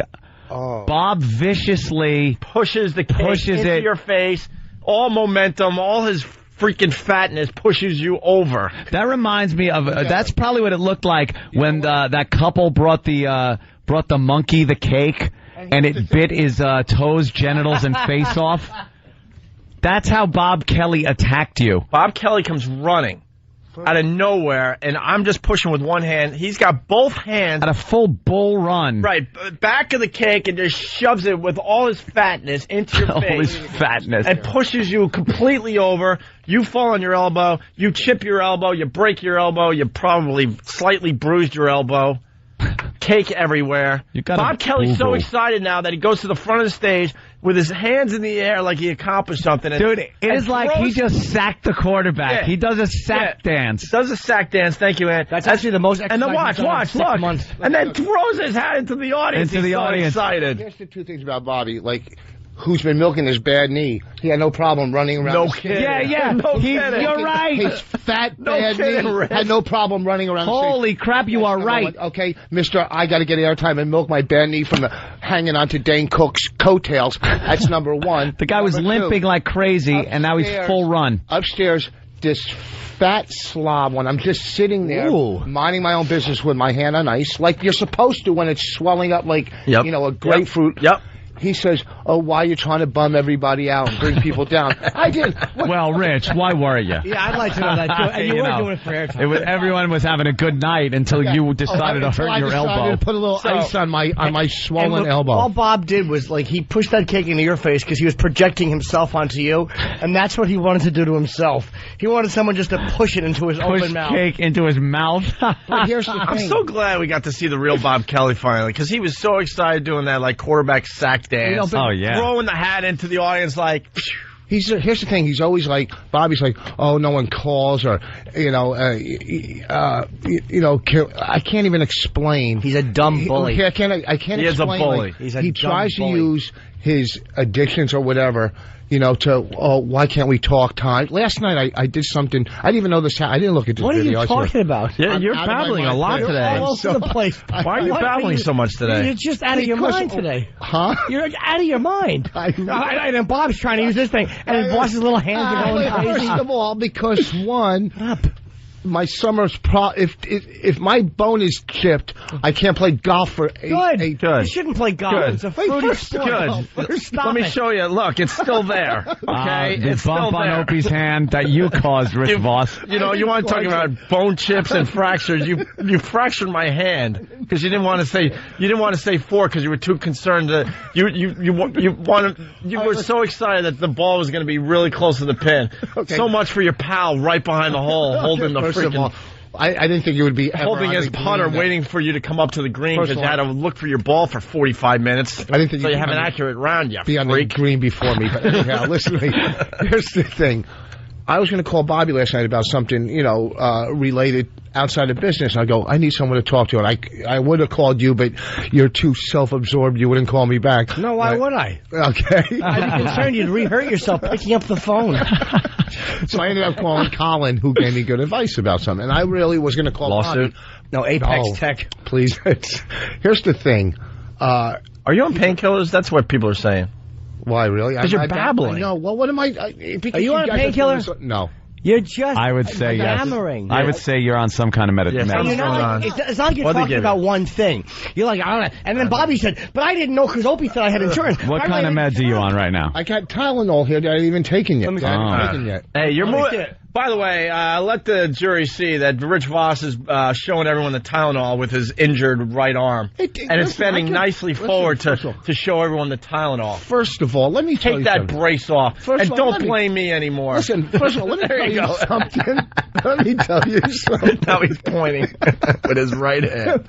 First of all, I would never, ever sue anybody, okay? Maybe if I was pushed off the stage and I was, blown through a tube to get around, I might. How funny would that be if Voss fell on his spine and it cracked? Oh, and he's just laying there. I'm a quadriplegic, and we're all laughing. And his new kid is there, and he wants to hug us, and the kid just kind of slaps at his stupid, immobile head. Oh. And of course, we have to have him open up every virus tour from a wheelchair because we feel bad. Ladies and gentlemen, the very brave and courageous Rich Voss. Let's give him a hand. Wow. Here he is. The applause from our audience. And Bob Kelly's got to wheel him out every time as his punishment. Go ahead, buddy. You could do it. You could do it. Bob's trying to be encouraging. And for Bob to wheel me out, they have to put extensions on the handles of the wheelchair. People don't even realize you're in a wheelchair. You're funny, dude. Life. Oh, dude. I hurt my leg, dude. It was. I knew Bob Kelly had it in him, and I finally saw for myself that he is not right. He steamrolled you. He steamrolled you at you. We almost had a blowout fight once at the cellar. I remember that. Over wings, right? Well, what happened was he was pushing my buns, whatever, and he took a pack of cigarettes of mine, and he threw them. So I took my whole plate of chicken wings and threw it on him. Oh, right? Jesus. Right, and it was 12 wings. Right? Oh, and man. hot sauce and stuff. Right, so he's probably been carrying that resentment for who knows how long. Oh, maybe. Also, too, he was in a car once, and he drove by, and I threw something in the car window. Something dumb. I don't even know what a piece of car. He gets out of the car and he starts throwing, like, this is when he was semi, in shape. So I would have thrown down with him. I didn't care. Thrown Stop down using with him. street lingo. You're 50. Okay. I would have thrown down. Just use the lingo from your generation. I would have put up my dukes. So, but then we've patched things up. We talk. We're supposedly friends. Supposedly? Yeah. Supposedly. Yeah, right. There's no V in that word. Whatever, okay? You V-tart. What was the word you used last night? What a vummy. You used the word last night. I actually had to take the phone off my ear and like go like this and start laughing so he didn't hear me. What the hell was it? Broken elbow? What was your fault? I meant to write it down, too. Ah, the x-ray. You want to see? Yeah. Let me see. So what does the x-ray say? Here's the chipped elbow right here. Here's maybe I can't see it, Dr. Voss. How about you hold it up to the light? I know. I don't want to Yeah, do it like that. Table. There you go. Okay, where's the chip? I don't see it. Wow. Can we get a magnifying glass? Well, it's a chipped elbow. What's it? Jeez, what's that? You hold it up with your right elbow arm. Looks fine holding it up. My girlfriend suggested, you're in this situation, maybe you could get your, arms extended. If you have to, get... Oh, they can put the pins in it and stretch his arms? Right, maybe you can gain an inch. We'll turn this tragedy into a plus here, Mr. Voss. We could lengthen your arms. Yeah, almost the joys of applauding. Almost has normal-sized arms now.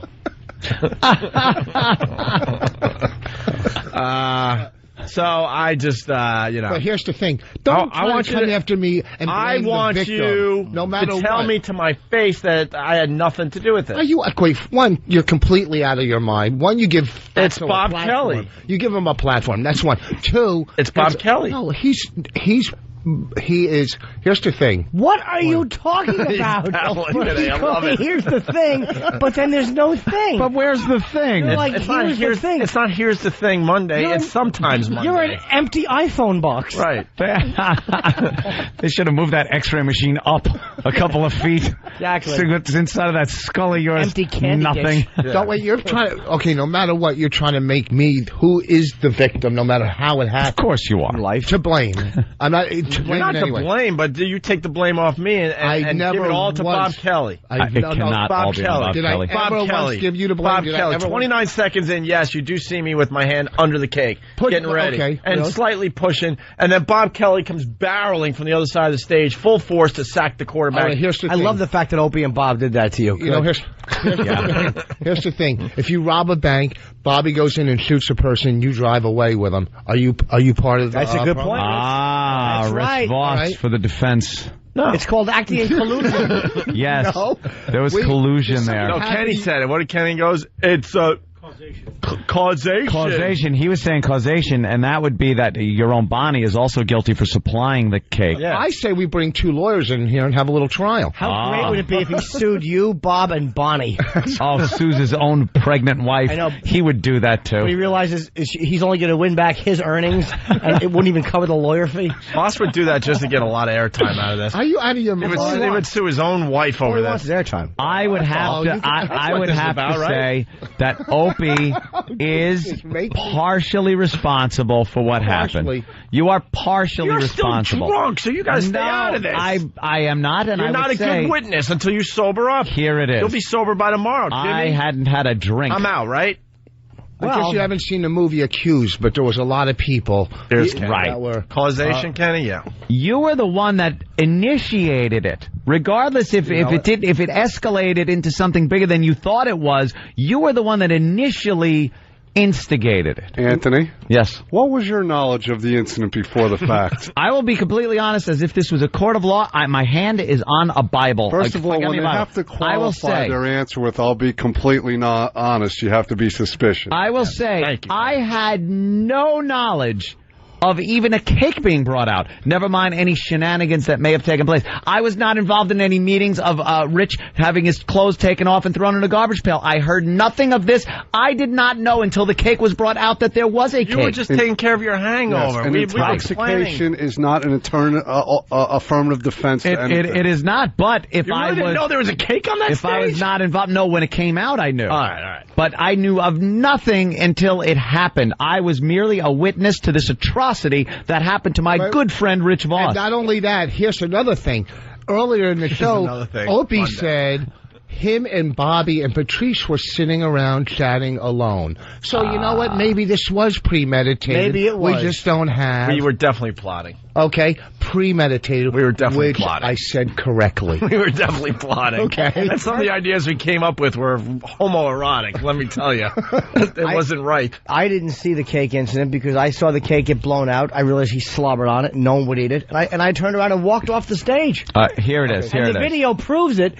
I was gone. I want to ask Kenny something. Yes, sir. Let's say Rich Voss is walking down the street. Correct. Opie and Bob Kelly are walking down the street. Okay. Opie, for some reason, doesn't like Rich and punches him in the face. Okay. And now Bobby... I have many reasons. Bobby, hold my hand. Look at it. Feel guilty all over again. Bobby, who's been with Opie, says, wow, he doesn't like him. He punched him in the face. I'm going to shoot him. And shoots him. Yeah. What kind of responsibility, knowing that Opie and Bobby were together, they were friendly, and it was because of Opie's punch, it was determined because of Opie's punch that he did that. Under the bus? Because you incite, even though what you did wasn't as drastic as what Bobby did, it was you that started. I don't think Bobby would have done that if you had initiated it. Yeah, but hypothetically, we're talking about two different situations. In your shooting scenario, hypothetically, since Bobby told Opie he was going to shoot him, Opie had a responsibility to stop or try to stop the shooting. All right? But in this other scenario with the cake business, it was spontaneous on Bobby Kelly's part. Okay, but here's the thing. Yeah, I didn't know Bobby was going to do that. Stephen S. from Bayshore. Hey, Ope, you're not responsible. Voss is such an inept comedian. He even screws up the old cake in the face bit. No, the problem was Opie couldn't jump high enough to actually stomp on it. All right. First of all, let's talk about it. No, so it's here's the thing, and first of all. Yeah, first of all. Voss has to do this whenever he has to make sure he's being heard. So he can't just go, please listen. Here's the thing. Here's the thing. Nothing. First of all. Nothing. And there's going to be no second of all. Right. No. That's a bit I do. There's never... Is it? What's the bit? Whatever. Just I'm not doing No, it really should be said. I'm getting messages from police that saying this is acting in concert. Yes. Well, what? Anthony, if you have pre-knowledge, if you have no knowledge before the fact, and that's proven, then you'll be off the hook. But he set up the opportunity for Bobby to come charging in and hit it. The cake was tipped up by Opie at a level where then Bobby could hit the cake perfectly. Wait, he incited the riot. Right. You incited the riot. How's wrong with you? I calls him as I sees him. Your name's attached to his. Well, no, it isn't. You know what? Anthony might look into the future and say, at the Richard and Anthony radio show. Oh, Jesus. Okay, Opie is completely innocent of all charges. How dare you even try to implicate him? I know you'd be hitting all the wrong buttons. You wouldn't know what to do. Hitting the red one. Breaking his elbows on the board. Ow. He wouldn't be able to reach the buttons. He'd have to crawl up on top of the console with his little hands. Little turtle feet would be scratching everything up. Turtle feet. Well, the video's up on YouTube. You decide. Happy birthday, Rich Voss, in the search engine.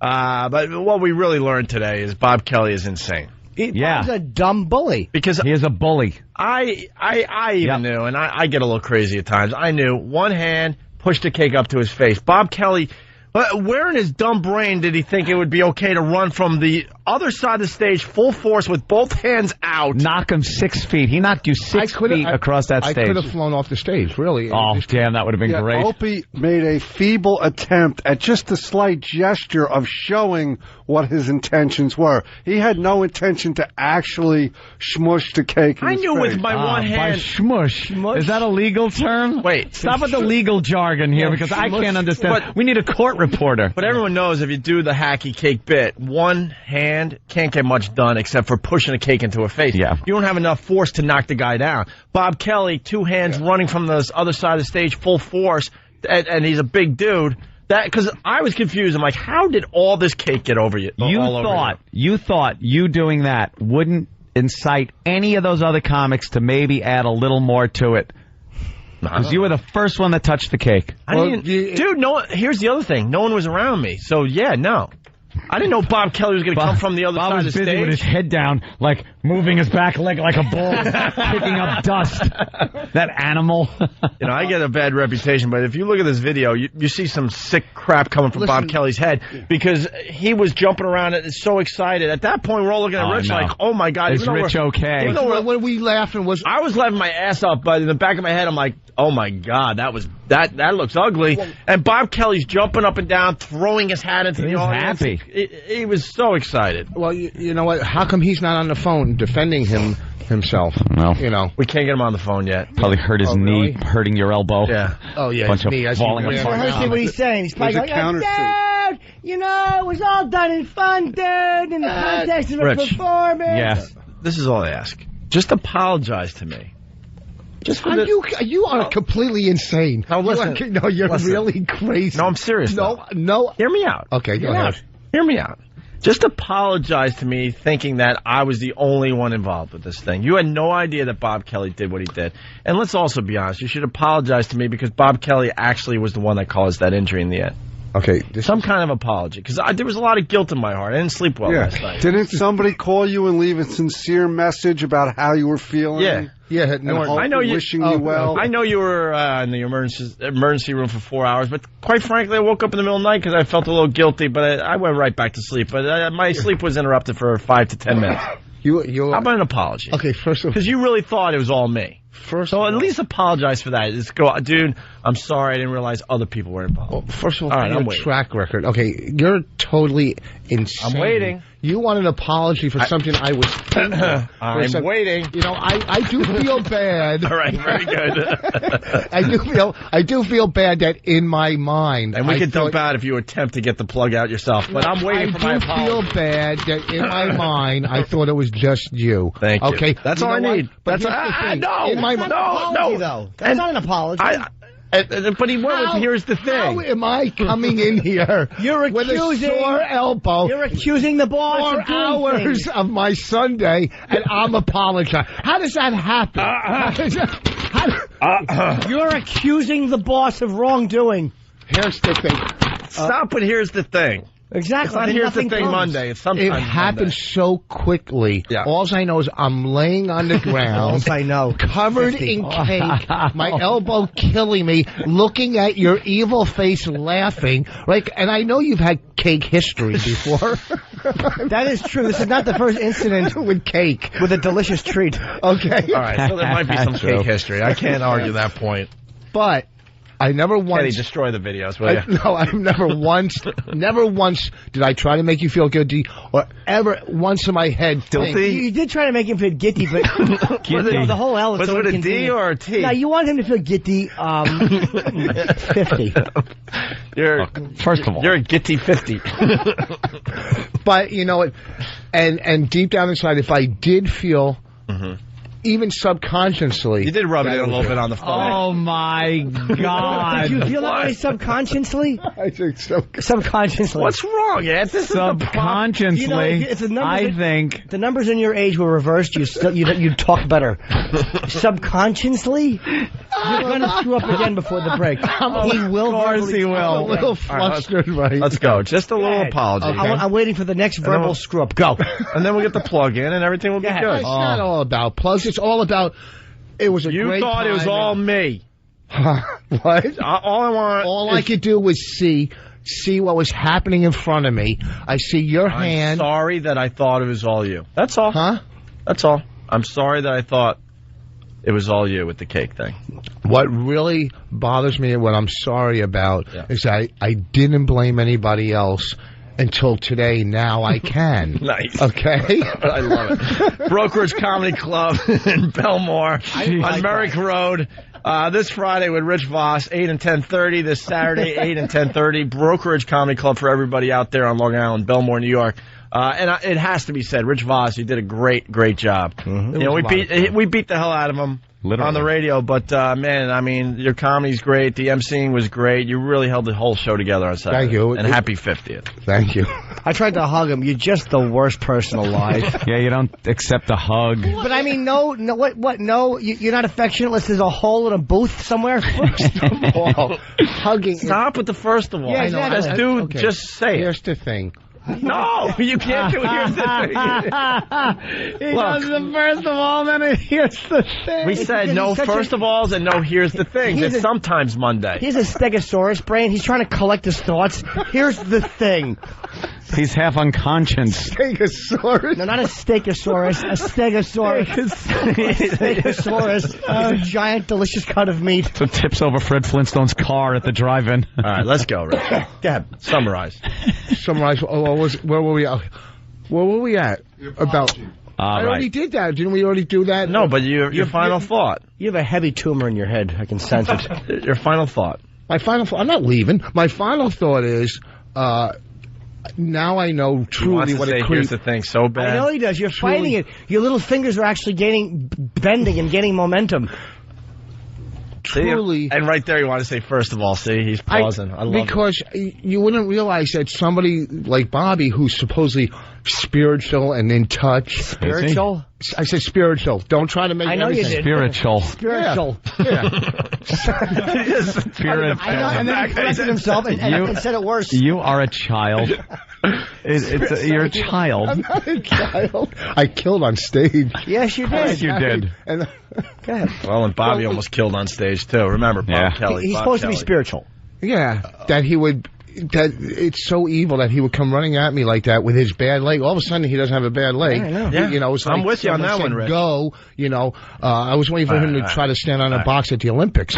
He ran so fast that he would do that with his weight. Listen, I'll regroup in a few. All right. Take your dumb X-ray and get out of here for a little while. Spiritual. I missed the days where you were smoking, so you would at least leave the studio for 15 minutes. Oh, now he just sits there, waiting for us to come back from break.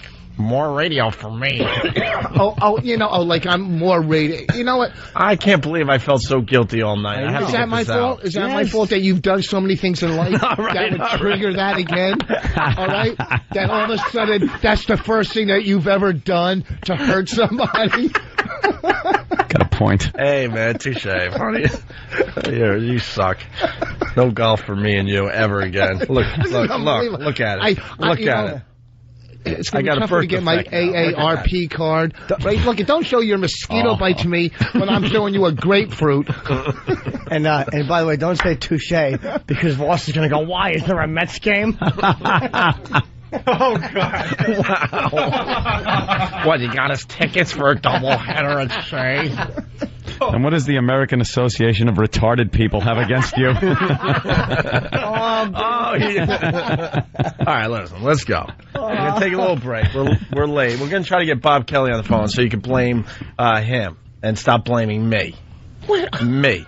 Dude. Listen. Can't wait to hear him. Dad, I was just... Someone wake up Bob Kelly and tell him he needs to call the show. And the video on YouTube, so you can check it out for yourself. Rich Voss birthday. What?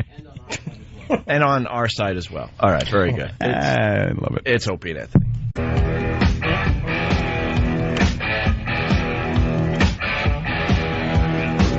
It's Opie and Anthony. Rich Voss trying to get Bob Kelly on the phone. Don't forget, tomorrow is the big day. We do the O&A 4th of July boiled meat barbecue. You want to come back tomorrow, Rich? Yum. And eat some boiled meat? by all means. We're eating, what is it called again? Gooey duck?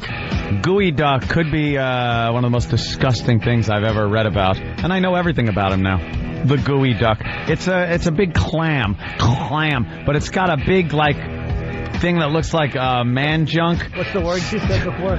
Proboscis. It's got this big thingy.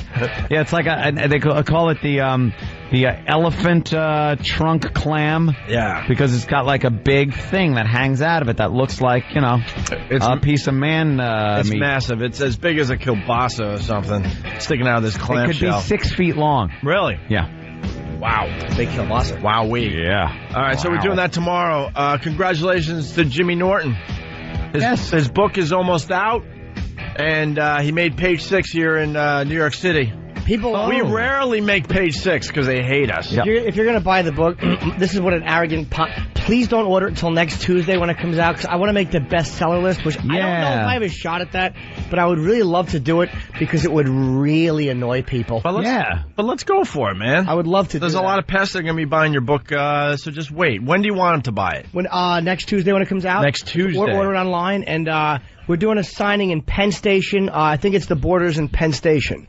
Next Tuesday night, we're doing that. That's just before we go to Philly for those 2 days of broadcasting that we're doing. Keep listening to YSP for details on that. But then you're doing a book signing in Philly when we're down there. Down in Philadelphia after we got the some busy weeks ahead of us. Oh, yes. Are you going to put your hand under the stall to sign? Oh, God, that would be hilarious. It would be. Just signing a long from a line, bathroom. A long line, yeah. And they have to go and then hand it under. Yeah, if you want your book signed, you have to go... and I'll sign it for you. Throw a note over the top. Jimmy, that's the bit. They can only take pictures through a little peephole at you. All right, we get a big stall door and cut a giant hole in it, and I'll pose. Oh, that's hilarious. That's the bit. But thank you to Page 6. I was so happy when I read it. I don't know if they did it because they liked it, but they did write it up. They're not big fans of ours because they're in you-know-who's camp. Don't want to mention because we're keeping that streak alive for now. The streak is, we don't mention it. Mention this person. Yes. Someone's keeping track out there. Okay. But Jimmy made page 6. Jimmy, why don't you read your words? It says Tunnel Scourge. Holland Tunnel toll collectors will be gunning for comic Jim Norton after they read his new book, Happy Endings. The Opie and Anthony sidekick slams the Booth Brigaders as miserable, humorless blank bags, which I did, and they are, who sport stupid, a chimp can do my job faces. He adds, in 50 years, we'll be telling our grandchildren, when I was your age, I couldn't go directly into the tunnel. I had to stop and hand over cash to a moody primate. A Port Authority... I'm so proud of myself for writing that. A Port Authority rep called the cracks offensive. Of course. What's he going to say? I love that guy. Of course, he has to say that. You know what he should say? He should call the comments true. Yes. Because that's what they're going to be. Well, he really slammed me back. Uh-oh. He said they were offensive and said in 50 years, Norton's book will be fish wrappings. Whoa! So that basically means that your book's going to be quite successful. That you have to wait 50 years for it to be fish wrapping. If my book sells for 49 good years and then they start wrapping fish with it, shame on me. Fine. That's a hell of a run if that happens. Yeah. You know what this idiot doesn't understand? Think about the milkman. Remember the milkman who used to come around and deliver the milk and cream in the milk box in front of your house? And also bang your mommy when Daddy was at work. Right. Yeah. Think about the old soda jerk down at the drugstore. Not you, Voss. It's a different type of jerk altogether. Here's what I mean. What I'm saying is... The thing is... Settle down, folks. Here it goes. Settle down. It's all, please listen to me. Please listen to me. Oh, that's where the Norton. Toll takers are going, because technology just does away with jobs like that. You zoom through Easy Pass. They don't even need the gate or the toll booth there. On the high-speed highways, what do you see? The big Easy Pass lanes. You'd go full speed through them. That's all you need. You know why? You don't need these guys standing in this booth to just smirk, get that miserable, like you said, that miserable look on their face. just give you the money, take your money, give you the change at their own little slow speed. They're awful. And here's why I don't like them, because I think the unions say you have to have X amount, because I don't understand why 85% of it is an easy pass, and they're not nice. No. The reason I wrote that... Nasty. ...is they're just indifferent creeps. Like, I'm very courteous. I'll go, thank you. Hey, I've actually said to one, have a nice day, and this jackass didn't even look at me, and I just sat there, and the person wouldn't acknowledge. It was like a test of wills. I'm going to be polite, and you're going to be the piece of crap that you are standing there. You know what they don't seem to understand? If you're at a job where you work in a factory, you're working at a milling machine, somewhere where you're alone and doing things, you could be as miserable as you want. You don't have to talk to your goddamn coworkers or anything. If you're a toll taker, you got to understand something. You're serving the public. You're like somebody that works at McDonald's or somebody else that works at a store where you're serving people. You have to be nice to the customer. No, you're 100% wrong. No, These I'm not. Guys are, first of all, there's a million, and I'm saying, there's a million cars going through. They're going to have a little conversation with everyone. No, but that's their problem. Not a little conversation, but when you hand somebody money, you're not going out of your way. If someone goes, thank you, and you go, you're welcome. That's not. I didn't, and I even say it in the other part of the when I wrote. I don't expect confetti to drop out, right? And then I say sexual favors. I expect a common courtesy where when you're taking $7 for me to go through a toll, he's not taking it. He's not taking the money. That's you're saying. Yes, he is. I'm handing it to him. He's not going to throw it on the ground. You could be handing him rocks. It means nothing. You're giving him money. When you hand money to the guy at McDonald's, you ain't giving him that money. It's going to McDonald's. Yeah. He's getting paid for it, though. Yeah, but that's part of their job is to take the money and be a human being about it. And I don't even expect that, but I think what Jimmy's trying to say is there's a nastiness to these people. Yeah. Right. A common courtesy they don't have. Right. And there's a nastiness, there's a power trip mentality. They'll take their sweet time. I'll let you go when I want you to go. There's a lot of people that do just hand their money and go. But there are people also who will just try to say something like have a nice day, just something. You should get something in return, absolutely. It's a common courtesy. I don't say after you shouldn't be scared to give $7 to an animal so you can go through a tunnel. After the transaction's done, I don't sit there and go, so what are you going to do tomorrow?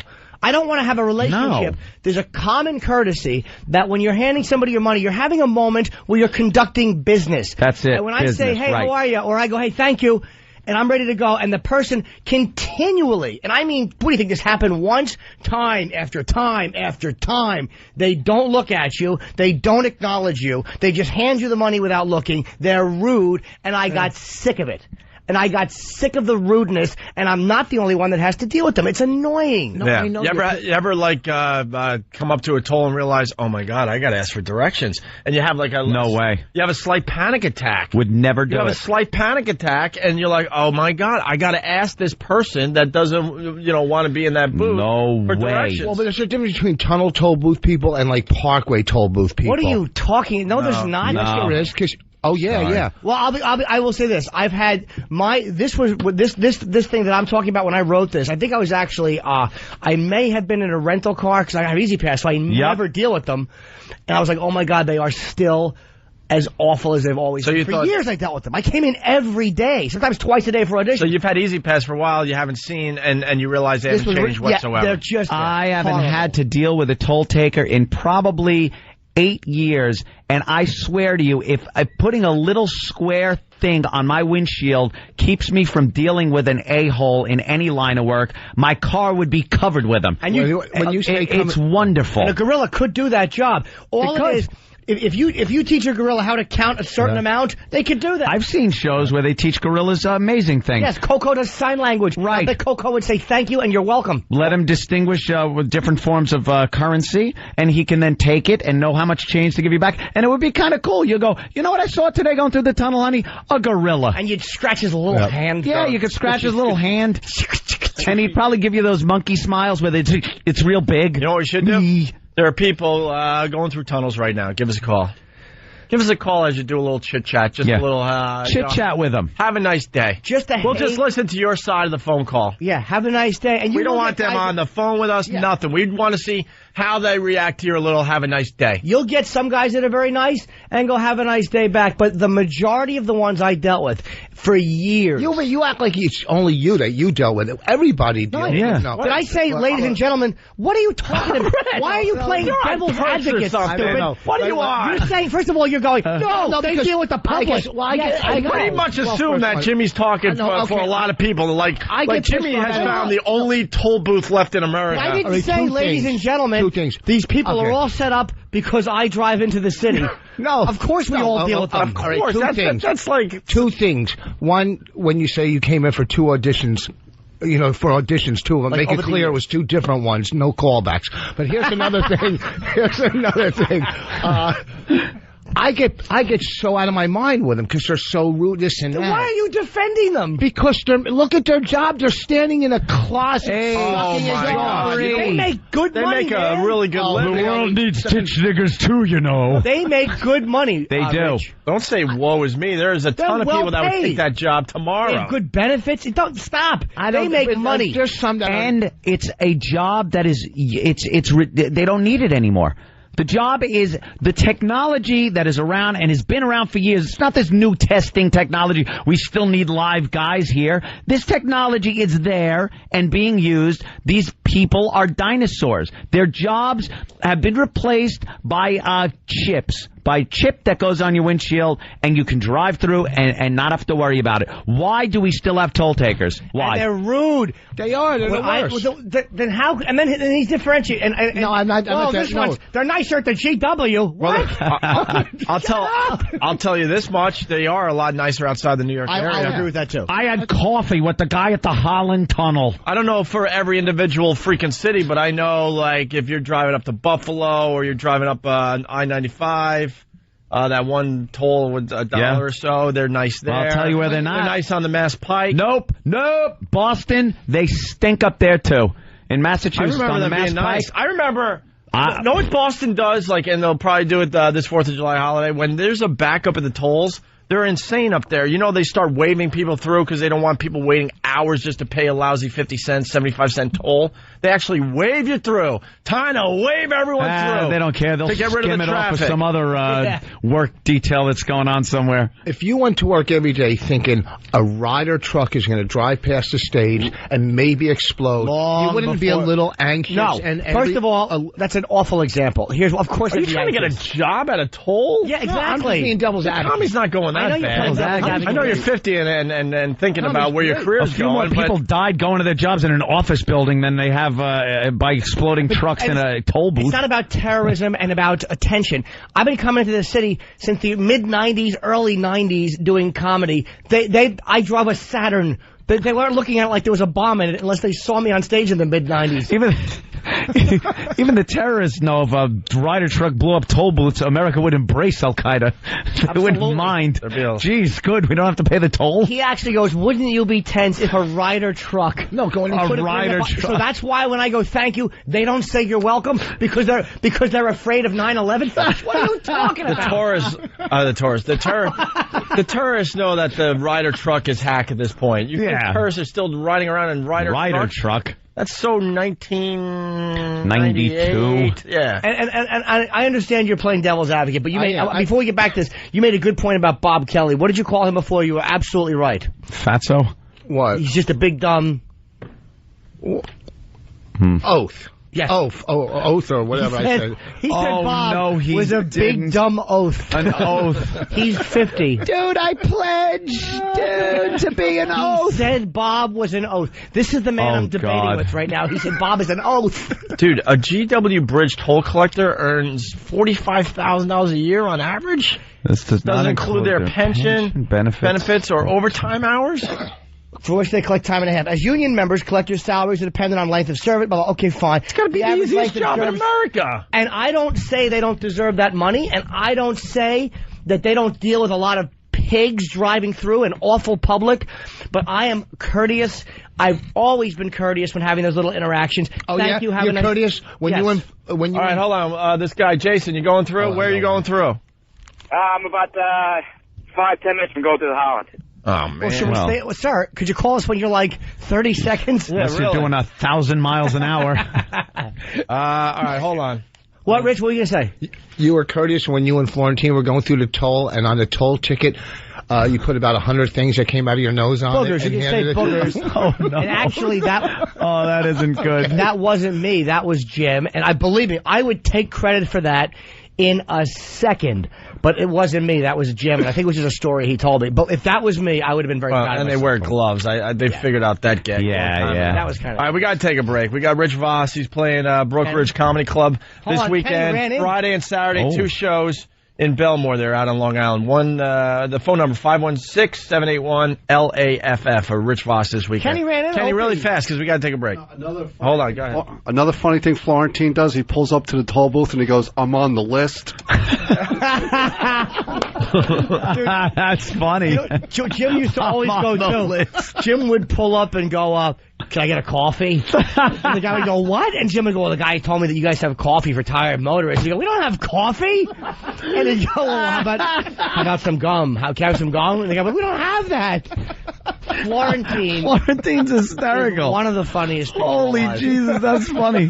I'm on the list. We got to get him back on this show. You know how many times he faked through change in over the years? Oh, yeah. It was the worst because he'd make that awful mock throwing. And I'm like, yeah, that's kind of difficult sidearm throw. Mummenschanz. He's just making what, in case a helicopter's watching? What, if you go for the fake throw, they don't give you the ticket? No, I don't know. If you hunk. Wouldn't know. If you what? If you fake throw and you hunk, and they think you... If you get out and you're dreamy, shut up. You did say hunk. So you go through. All right, so you missed the basket and you hunk. Yeah. Then what happens? You hunk the horn. And then you hunk the horn. Hunk the horn. It means if you miss, you have to get out and go, hubba, hubba, and all the girls will come over. All right, so what happens after you hunk? If you honk the horn, you go through. You go through. You can't say honk. Honk. It's kind of an OU thing. Like, all right, what? Whatever. You go through, you honk the horn, and you hunk the horn. Oh God, he is so stupid. Nobody hunks the horn, you oath. He's an oath. We call Bob an oath. An oath.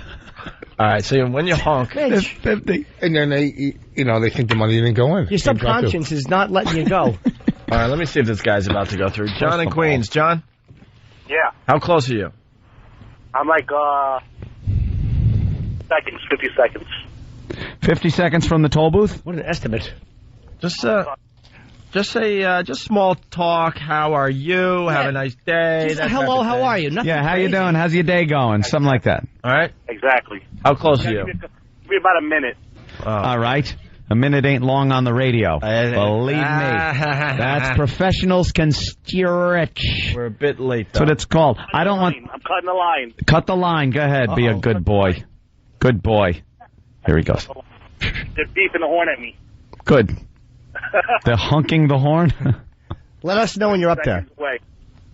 Seconds away. Hold on. Okay. Let's hear what kind of toll taker he gets. Watch it be the We don't need her voice, by the way, or his. That's okay. If it's picked up by the phone like that, it's fine. He's on the phone with us. Watch it be. I'm pulling up now. All right. Hey. Hello. Hello. I'm doing good. How are you? Yeah, that'll be good. Yeah, it's all right, but I need a receipt anyway. No? All right. Have a nice day. All right, bro. Thank you. You feel you better, bro? Not a problem. Have a nice day. You're welcome. Well, he seemed nice. So you got a nice one. Good for you. You seemed all right. Why wouldn't he give you a receipt? He wasn't bad. No, he was fine.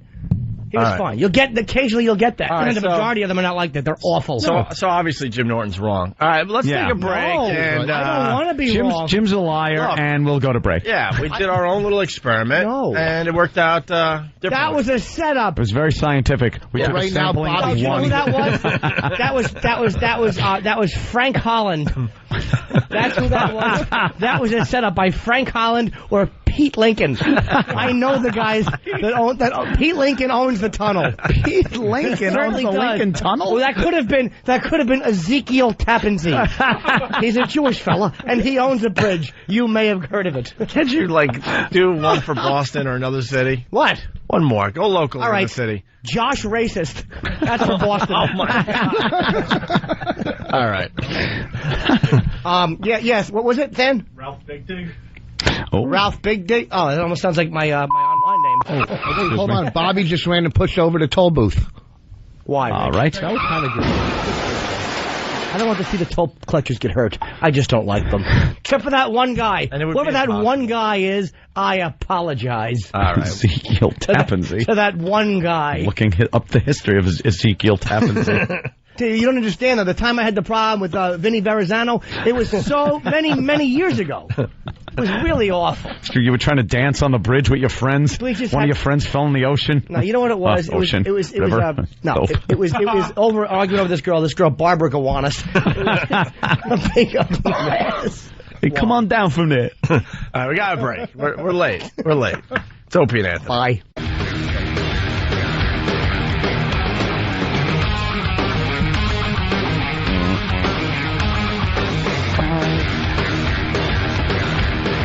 Yeah.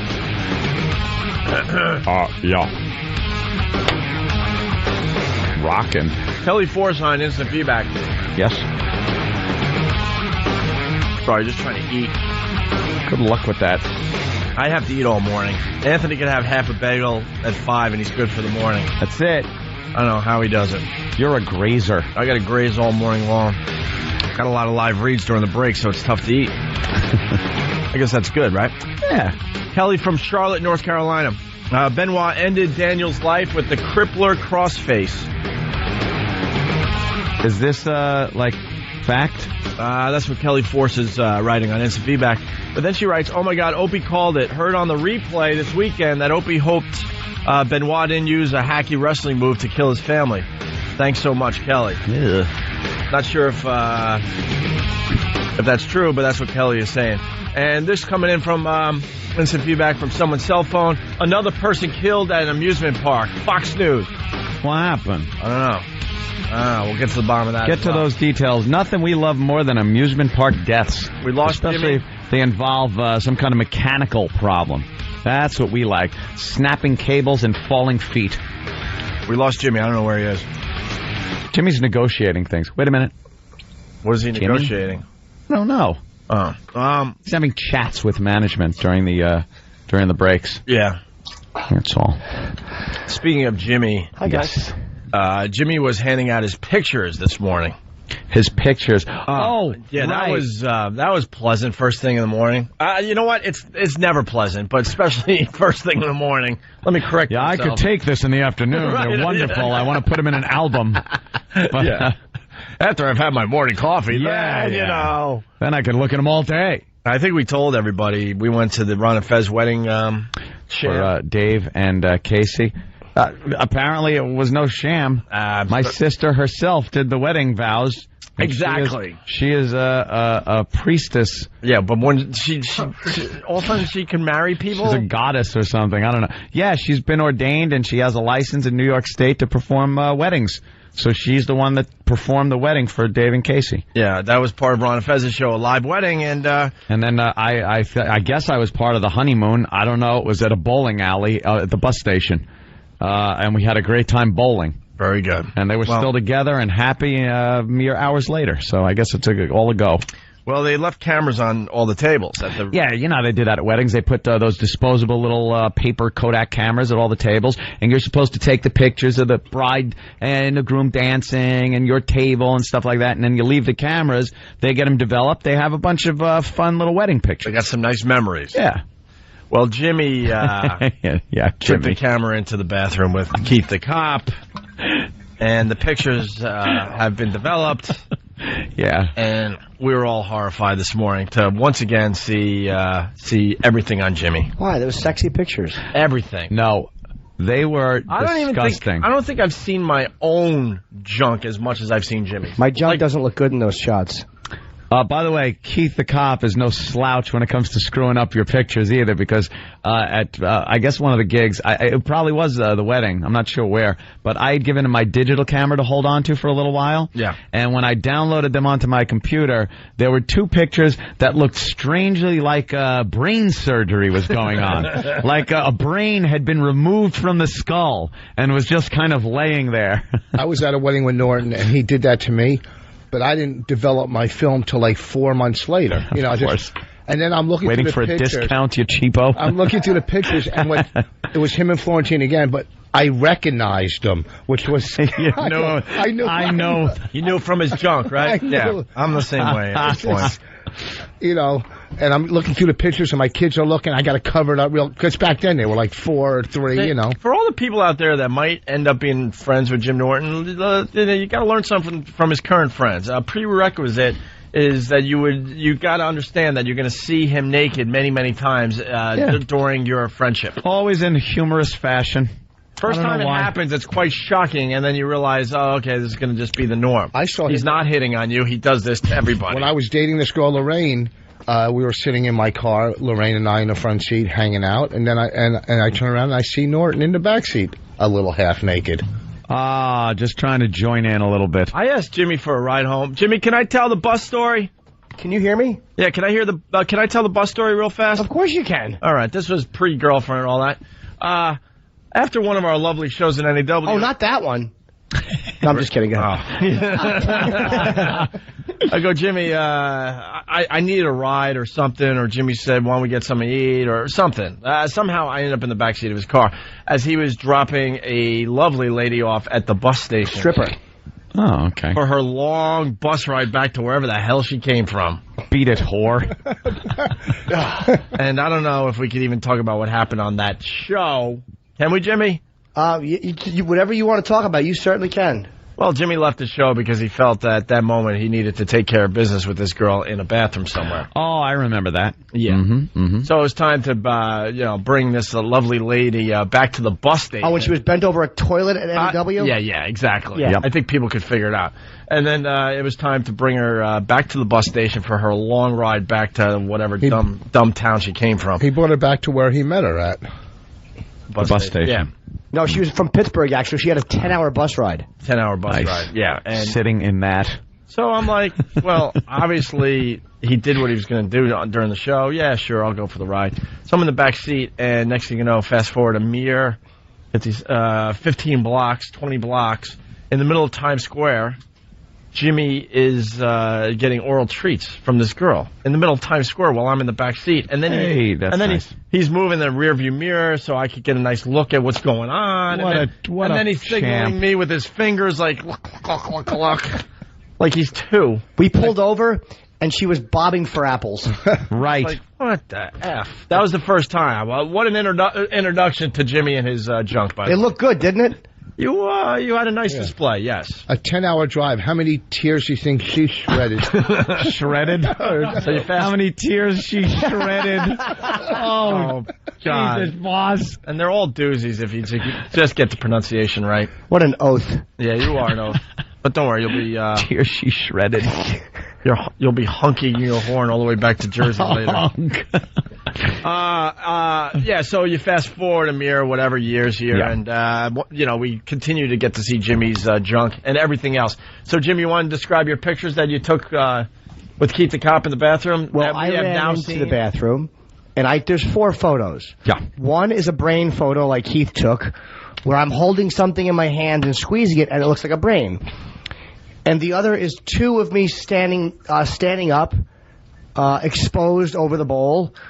And bad angle, by the way. If you're looking for size photos, you're not going to enjoy them in these. It's awful. Yeah, no. You should have had Keith lay on the floor because that angle always. Oh, that's a great place. It's the monster angle. It looks like if you want to film a monster in a movie, you film from down below and look up. Looks like I'm holding a baby pinky. And then the other one, my trousers are around my ankles, and I'm grabbing my ankles, and Keith is behind me. And it's a wonderful photo. Yeah, that's a good one. That one's the one that should go up in that picture frame in the hallway. With the multiple pictures in it. Yeah. So there you go. And, someone that would be really funny to put one picture like that. You know those picture frames that hold about 20 pictures? We're not even fazed by what Jimmy I don't care. In the middle of. Anyway, yes. You know those pictures that hold like 20 pictures of your family and relatives and everything? Yeah. Put that in the hallway, but put one picture of Jimmy holding his ankles somewhere in there. Would that how many people would notice? And say it's Uncle so-and-so. That'd be really funny. Oh, by the way, it's Feel Good Story Monday. We did a little pod talk. We definitely got some pod talk in today. Sometimes Monday, we're still figuring what that is. It's Feel Good Monday. Feel Good Story Monday. Here's your Feel Good Story of the day. A White Plains family is asking how a 21-year-old woman was killed while working at the Rye Playland amusement park. Gabriella Guerin was thrown from the Mine Scrambler Friday after helping some riders into their seats. Investigators say Guerin did not buckle herself up and was thrown when the ride started. Guerin's family says the 7-year employee was exhausted from 6 straight days of long shifts. She grew up in this place, and this place took her away from us. She used to come here when she was 3 years old, and this place took her away from us. Meanwhile, officials say a safety measure added after the 2004 death of a 7-year-old girl appears not to have been followed. The ride has been shut down indefinitely. There's your feel-good story for today, Monday. Jeez. Listen, I thought I didn't have to explain at this point.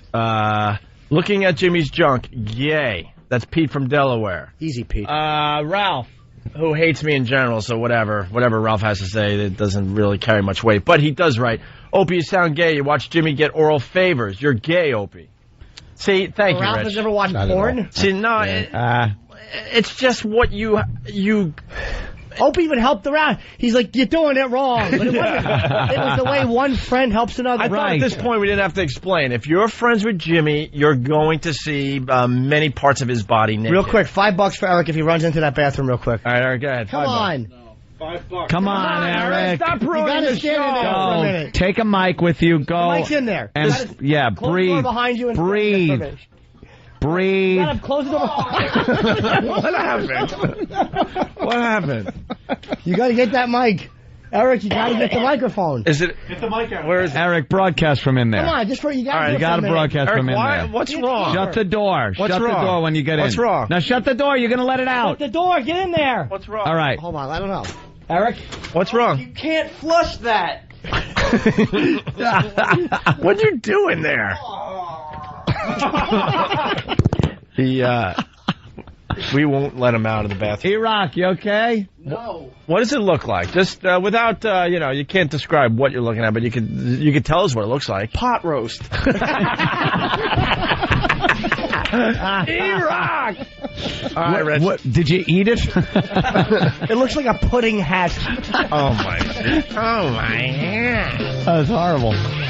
All right, here we go. Rich Voss, Brokerage Comedy Club, Belmore, Long Island, Friday and Saturday, 2 shows, both days, 516-781-LAFF. Take care of that elbow. I'm sorry if I really did think it was all you. There you go. That's all I wanted. And go to YouTube, Happy Birthday Rich Voss in the search to see Rich Voss chip his elbow, and you can see that Bob Kelly is a psychopath. All right, we got to get out of here. We're real late today. Guys, if you're not joining us over at XM, have a great day. Bye. Opie and Anthony, infamous DJs. Opie and Anthony. Bitching. About what? Because we went a little long in between shows today. Oh, my God, sorry. Do production. Look, man, we didn't even take our weekend this time around. Give us a break. We're a little tired. And we taking a little slower today. Give us a break, please, for once. We had work to do in between. Yeah, we had some things we had to do because we have a huge... Now we have to explain why we're late. The reason we were late was because we were working. We weren't sitting around on our asses. We had things we had to do. But we can't do it after the show because we have a huge, 2-hour meeting after this show. That it better not be 2 So we hours. squeezed what we had to do in between the 2 shows to make people happy. Better not be 2 hours. And then I went into that bathroom. Yeah. Jimmy, what the that's not one dump. Yeah, it is. That is one dump. I told you, it's like a pudding hat. I want to put it on my head and run around yelling happy birthday. It's cute. And it's adorable. Go in there and take a look. No. Please go in there with a microphone. No. You don't have to get close to the bowl. No. Can't you just look? Please. No. Please. No. Someone take a picture of it, and I will look at the picture. All right. Boy, you couldn't get up fast enough, could you, fucking Eric? Hold on. Eric gets right up. Rich, oh, he's got a picture already. It's in his... Holy shit. Wait a minute. No, that's impossible. That's what I'm saying. Jimmy, that's impossible. Rich, wait, grab the mic, though. Grab the mic. You filled the toilet up. No, I didn't. With shit. Wait, boy. I don't think that's flushable. I really don't think you can flush that. I would hate to see that flush. Okay, boss. He's going in.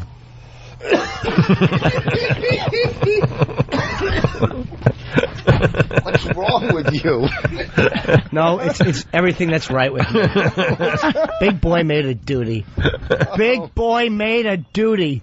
Oh, that's very funny. Then says the shit looks like Rambo coming out of the water. After he made himself the mud wall. How amazing is that, Rich? Yeah, Jim, there is so much shit in there. It's filling up. It's like a big pot full of meat. Just say it. Big boy made a duty. Is that a regular shit for you? Of course it is. No, come on. Big boy makes duty. Is that an average one? It depends. They've been a lot more solid. Like just big boy duty that snake down the toilet in a mighty fashion. Let me explain for people out there, okay? We have a regular toilet, because what I'm about to say seems impossible. Just think of your regular toilet, regular water level, right? This thing is above the water line. It's mighty, like a glacier. It's above the water line. You can't see how much is below it. It's like an iceberg. It's raising towards the heavens in a statement, and the statement is, big boy made a duty. It is above the water line. That's right, hot girls on Pal Talk. Big boy made a duty. What do you think of them apples? Yeah, what's up with the hot girls on Pal Talk today? Fucking sexy girls. We're just looking at, there's some nice, lovely ladies here. And why is she using an old school phone? I don't know. What? I'm just pinching my shaft. I want one of those girls to finger my filthy tookus right now. Oh, God. Damn it. Pull out old Tootsie Roll finger. Just jam your finger into a rotten can of Spam. That's what it looks like. It looks like the Spam had to be thrown away, and you threw it in the toilet. Well, you know what they say about that one, don't you? What? How would you phrase that? Big boy made a duty. Big boy. What the hell is that is funny. What the fuck is wrong with you, man? Because it's exactly what happened. Oh, that's exactly what happened. I had to make, so I went in there, and it looks like meat ice cream. It looks like somebody said, oh my God, I have a meat cone, like a fucking, it's like roast beef ice cream with little bits of pimento in it. Can we put a party hat on it or something? Oh, dude, I'd love to. Hey, can we do like Mr. Potato Head with Mr. Jimmy? Shithead? Yeah, let's do Mr. Shithead. Could the interns maybe make little like things like eyes and stuff? Get in there, breathe it in, enjoy it, be a part of it. Sure. We gotta dress this thing up before we attempt to flush. I don't think it's gonna go down. You can't flush it. It has to will itself to leave. You need a video of that thing trying to make its way down the toilet, because I want to see what it looks like breaking up. It's gonna look like a meteor breaking up in the atmosphere. Hold on. I think you guys are being silly geese. Yeah? Ooh, it doesn't smell good. What are you doing, Jim? I even spit a piece of gum in there so there's a little color. It's like modern art. I didn't like the way it looked without the gum, so I spit a piece of green gum in there just to give it a little wink. That's like the little eyebrow raising. Ah, big boy made a duty, see? The little wink just makes it. You just love looking at it. How can You're you not? proud of it. I want you to punch it in the. I want you to just. I was going to say in its face. It does look. It really does. does. It kind of looks human. It does kind of have a life, or it looks like some living thing. Eric, go in there and get a photo of it with the winking gum. I want that wink captured because it's winking back at you. That looks like it belongs out back at Planned Parenthood. It certainly does. That does not. How much for someone to pick it up in their hand? Is that allowed? How about this? Can we get $100 for someone to pick that up in their hand? Just pick it up, loosely hold it over the toilet, and then gently plop it back in. No, but I don't want you to do anything crazy, but I want someone to pick it up and talk to it and say, this is what I want you to say. Big boy sure did make a duty. Oh, Jesus. All right, I'm in for 100. I'll throw in, Danny will do it? What? All right. Oh, Danny, you just walked in. That means you're doing it. Yeah. I'm in for 100. I can get more than 100. Wait, This is hysterical. I got 100. You got to reach all the way under, though, man. You got to scoop it up. You don't have to do anything. You just got to hold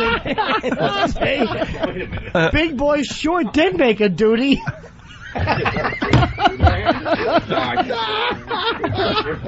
I think. Holy shit. Oh, is that funny? What do you think, What do Danny? you think, Danny? Take a look. It's a couple of $100. Wait, Danny, again. I just walked into this mess. I didn't really hear $200.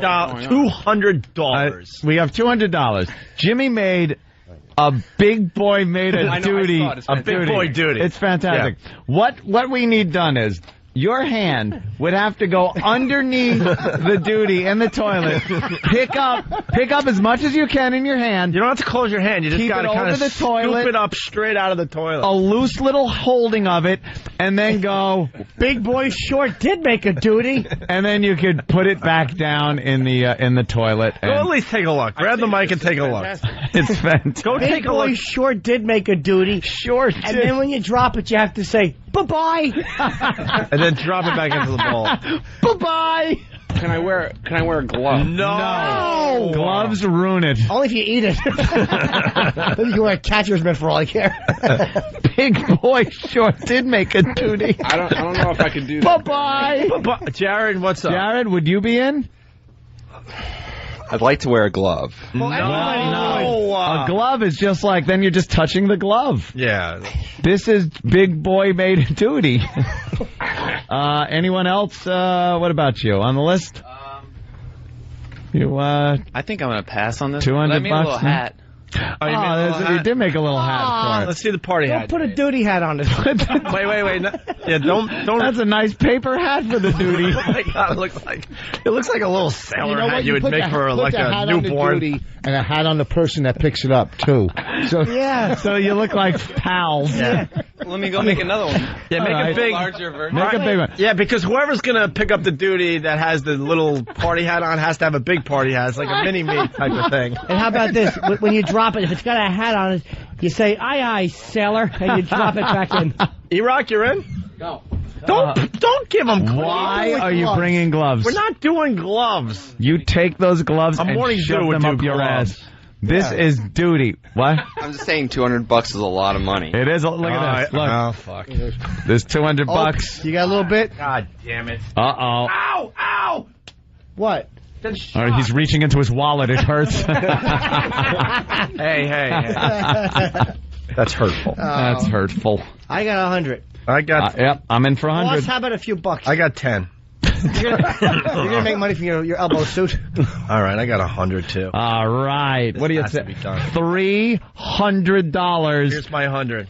to talk to the duty. I'll throw in 10 DVDs. Oh, I God. could. You could sell them, so you'll have $302. Here, show the crisp hundreds on Pal Talk. All right. There you go. You can tell that we just got back from a You casino. know, I'm tempted to go do it. Yes, right. It is a lot of money. Oh, Jimmy, you should do it. There's a bigger You hat. should talk to yourself and your duty. Let me see how you That look would be with the very, duty like- hat on. Put the duty hat on first. right. Look at him in his duty hat. Wait, the duty hat has to be bigger. All right, the duty hat has to be bigger. Can you make a duty hat a little bigger? And you gotta we gotta pin it down. We got a big duty hat. We gotta pin the duty hat down. Disgusting. Don't start chincing on the duty hats.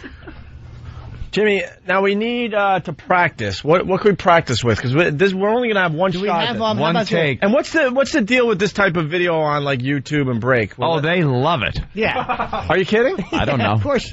Big boy makes your duty. Big boy makes That'll duty. be viral. Dude, Break will put wait it a minute. on. I'm telling you, if we make the Big Boy Made a Duty video the right way, this thing will be huge. Because you got the duty hats. There'll be nothing but, dude, it's so fake, because it will be so unbelievable that could be real, that everyone will think You know it's what? fake. But we will know. Let our pets help us out, and they'll argue the point that it's not fake. Hey, but Jimmy, you have to. Oh, look at his duty hat. You have a duty hat on. A big duty hat. A big We boy need a duty bigger hat. duty hat. Oh, here they come. Big boy duty shirts coming. Yes? Big boy made Old it. school and use newspaper. Oh, newspaper. Oh. Well, we just want to, like, practice. We want to practice before we roll film. Yeah, what can we practice his little with? duty hat, though. Little duty hat is better than big duty hat. I agree. Well, let's see. Because it's white. All right. Yeah, let's it's see white, what the big duty and hat it's too looks little for his big dopey head. I know. Even a littler duty hat. Yeah, little duty hat. It's a very we got to pin this Laurel duty and Hardy hat on him. Yeah, get a this pin. is Jared. Get a pin for Jared's. Yeah, make sure it doesn't fall. Scotch tape even. Who cares? Yeah.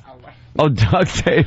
Black duct tape. No, you're going to ruin the duty hat. Yeah, you'll ruin the integrity of the duty we hat don't with care the about black. the hair, but... Scotch tape. Give me that hat. People will look at this. Give me a black marker. You have to mark what it is. Are you going to put duty Hey, by the way, let's get the Pal Talkers involved. Could they at least take a look at the big boy duty as we figured this whole thing out? You got enough of an extension cord? I'm hoping. That could go over. Right, I'm looking at the cam. All right. Don't jar it around. It'll freeze if you do. You got to hold it in position for a little while. Yeah, let it adjust to the light. All right. And here is, ladies and gentlemen. That doesn't look impressive. Get as close as you can. Yeah, that doesn't look as impressive. You got to understand, this thing is above. It's filling up It's above the water line. That doesn't look impressive. See, look, the water line's there, and it's peering out. It doesn't look as impressive. It's mincemeat. You've made mincemeat of it. Some of it may have actually dissipated and floated below the low. Some may have settled during shipment. It's sediment. Yeah. I like. Oh, that's not a bad duty hat. Which one? I prefer the white duty hat. I like the big duty hat. That big newspaper one is just silly. I like it though. The big duty. And it says big duty on it.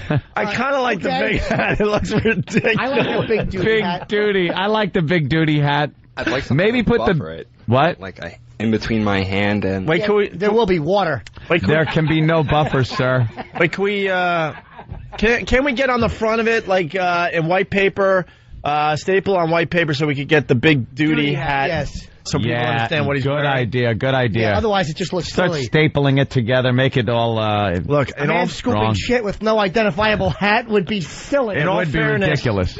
In all fairness, by the way, the Pal Talk view doesn't look impressive. That's right. It really doesn't. This thing is massive. It's And again, some of it may have sunk as like a sinkhole.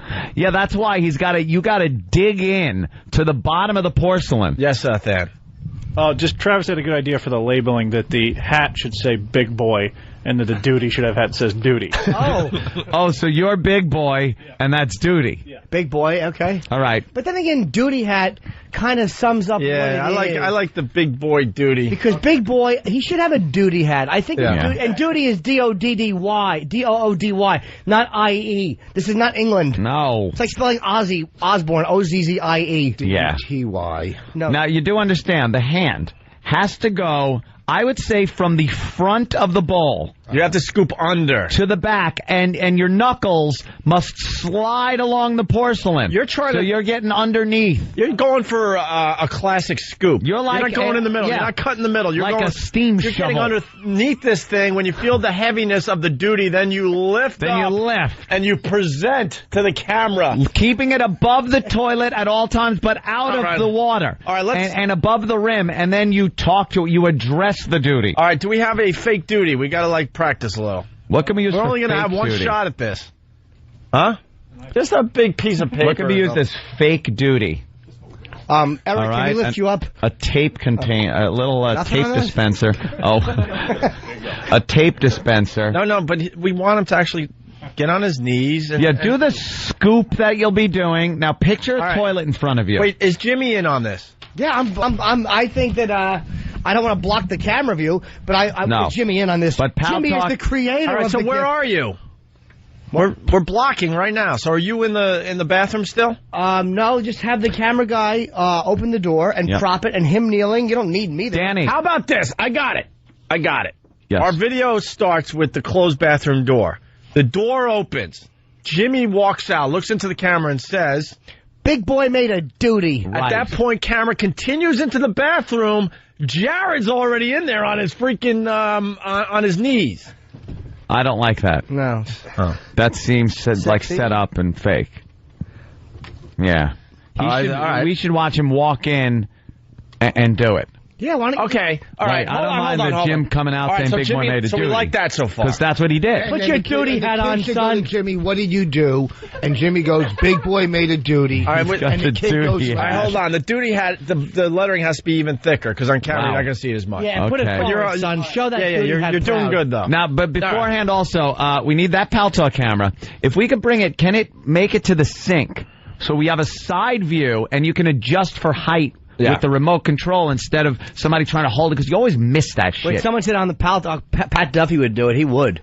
Yeah, I know he would. Well, we know. Pat Duffy would take a bite. With his chin, he'd do it. With that beard. Pat would scoop it up with his Amish face. Yeah, Pat Duffy. All right. The Pal Talk camera's being adjusted now, so that works. Jared, we might remember your name after this. This could be... We know Pat Duffy's name like it's nothing. Put it right on the edge of the sink, and now... All right. Now aim it down with the remote control, and then we'll have a side view for Pal Talk. Then when the camera goes in, you, my friend, will be right in front of the bowl. The camera is going to be over his right shoulder, looking over so as not to block Pal Talk, and you'll have a clear view. So everyone can see. From Pal Talk at home, the camera, Jimmy can coach him. Hey, people are suggesting that... let's hold that door open, son. But you got to set up the scene. Yeah, put like a wedge in there or something. What's the scene? Wait, we don't want the duty cam knocked over. But the scene starts with Jimmy coming out of the bathroom, right? Okay. And then he goes to Jimmy, what did you do? And Jimmy goes... Big Boy made a duty. And then he says, well, let me go see. Or something. Well, we don't want bad acting. No. Jimmy comes out, says that, and Jared goes in. Do we need me to go, Big Boy made a duty? We don't know what happened. Because that's hilarious. Oh, for the video. That's the whole bit. Yeah. All right. Big Boy made a duty. Jared goes in, goes on his knees, does the scoop, lifts it up. You have to present like this. Click the remote down on the camera. Click that remote down, Eric. Show that duty in its glory. Down until we see duty. But what's Jared's motivation to go in there? $300. All right, is it going down? How can it be down as much as it can go? You know, the video goes down further. The video could start with some kind of, people do anything for $300 or something. That'll set it up nice. And we'll hand the $300 over to him at the end of it. We certainly will. Ah, damn it. Well, someone should hold it then. Gonna have to prop it under or hold it. Still setting up the duty cam. Wait, duty cam must be ready. Hold on, let's get this duty cam going. God, I'd fix it, but I ain't walking in there. How about this? Just as long as it can't be blocked by a cameraman or anything else. Nope, we ain't gonna see the doodly goodness. How about from the back? We need something to hold it so it points at the duty. I want my duty showcased. Can't someone just hold the Someone Pal Talk can, camera? but I've never seen that Pal Talk camera held because you don't have a monitor. But hold it on your leg or something and keep it kind of grounded. Just make sure it's right there. We're bringing in a stool. A stool. There's already a stool in there. Ba-dum-bum. Bring that... All right, how's the duty? All right, let's see. The duty cam is now working its way in. You can see now... It's a good duty cam angle, but you'd have to hold it up above the ball. You're going to have to hold that duty up. I'd rather see the duty. Yeah, of course. Damn it. On Pal Talk or our video? A Pal Talk also. Our video, you're going to get a good But the Pal Talkers are going to get to see the presentation. No, but he's got to listen, too. He's got to pick it up with two hands. No, one hand. One-handed. Listen to me. Jared, this is really important. When you scoop underneath, and you have to present it like this. What do you think? Big Boy made a big duty. But no! Somebody type it out to us. He's wrecking his line. Who, you, Brando? And if you're ruining your line. If you don't do this right, you don't get the $300. And you've got a disgusting hand. Big Boy sure did make a duty. And the duty hat is perfect now. Jesus. That's a good duty hat. How old are we? Jesus. Duty hat. Be sure is the key word. Be sure. All right, he's got that is not pointed at the fucking toilet. Holy cunt rag. Language. All right, there you go. There, you're going to have to leave it like that. I swear, or I will shove your face in that toilet bowl. All right, who's holding it? Hold the duty cam like that. Perfect. Who's holding the duty cam? Who is that? There's no... Remember, the lens is pointing down a little bit, so it's not going to be like you could point it directly at it. Right there. You got to put the duty hat on the... No, you don't even need the duty hat on that. Listen, we're almost ready now. All right. Now, I want to hear your line again, son. Can I get it written down for me? Oh my God. Oh, my God. One line. You need it's one lousy line. What's the line? Here's how I want it delivered. Big boy sure did make a duty. Someone is suggesting we put the $300 under the duty. I got it, Dan. Hold on.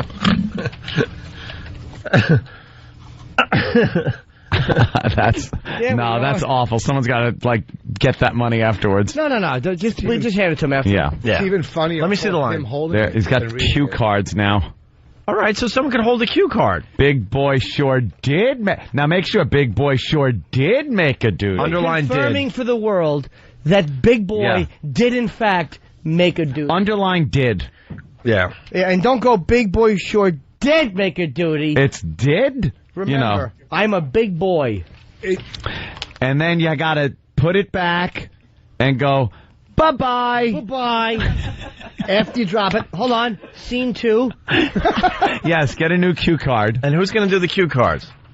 Bye-bye. Hold on. Danny. That's fine. And since you're now, can we tape the cue cards to the wall and no one will see them? Absolutely. Okay, tape them to the wall. This all has to be done in preparation for this. This is a big scene we're going for here. Please, like big Brando and the scene. Godfather. Yes. Tape the duty line. Tape the duty lines. Where's Sam's camera going to be? Are they numbered line 1 and 2? I don't want him to pick it up and go bye-bye.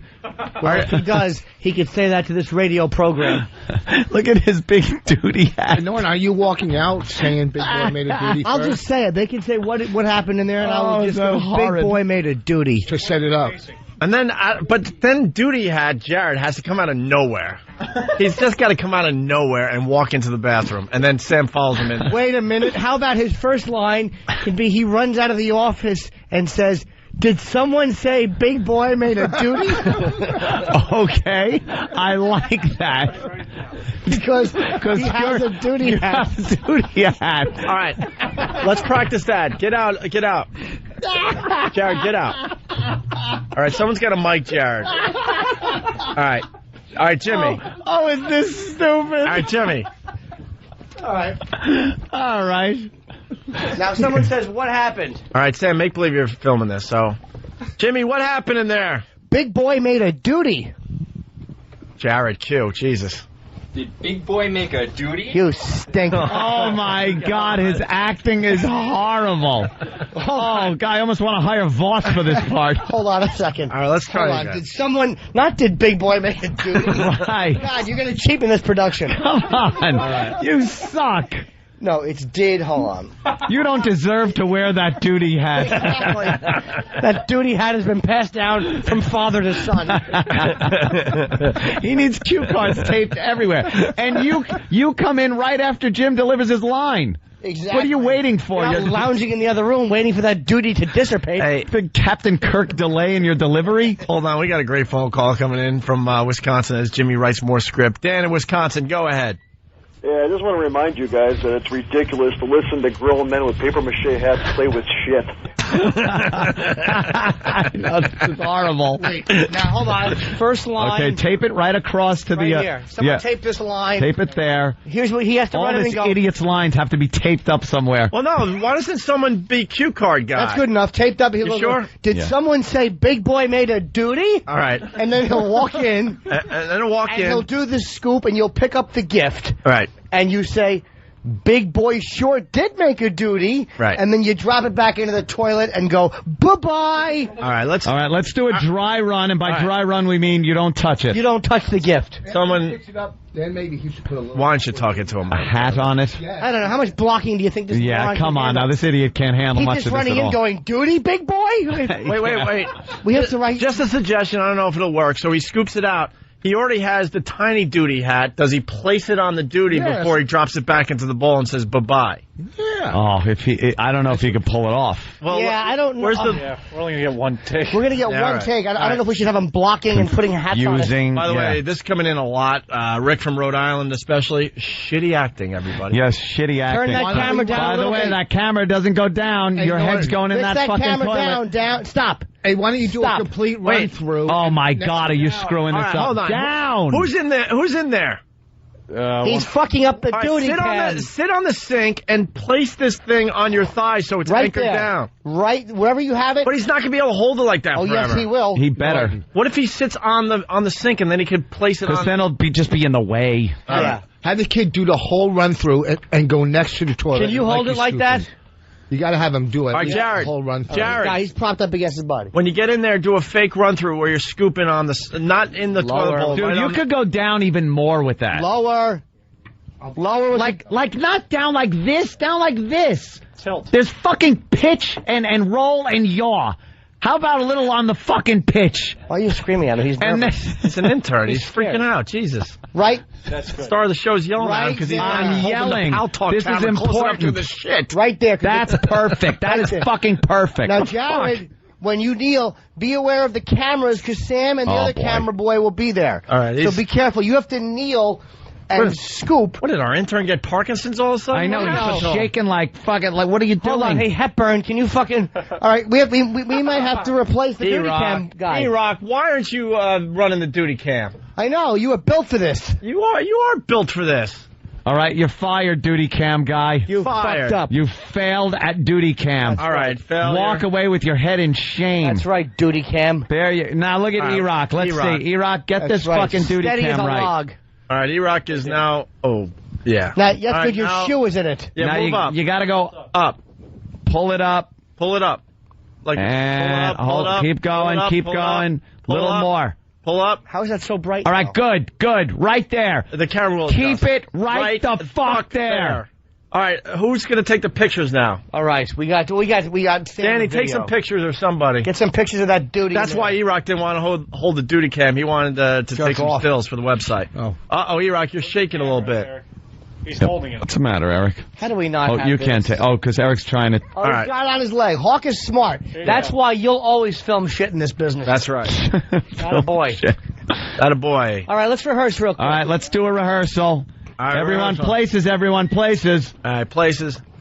Sam, don't film, when you're filming Jimmy, don't film the duty cam. Keep that out of the shot. So film from where, like, Danny's at. Okay. All right. Could always edit it in post. Yeah. Someone yell, what happened? What happened, Jim?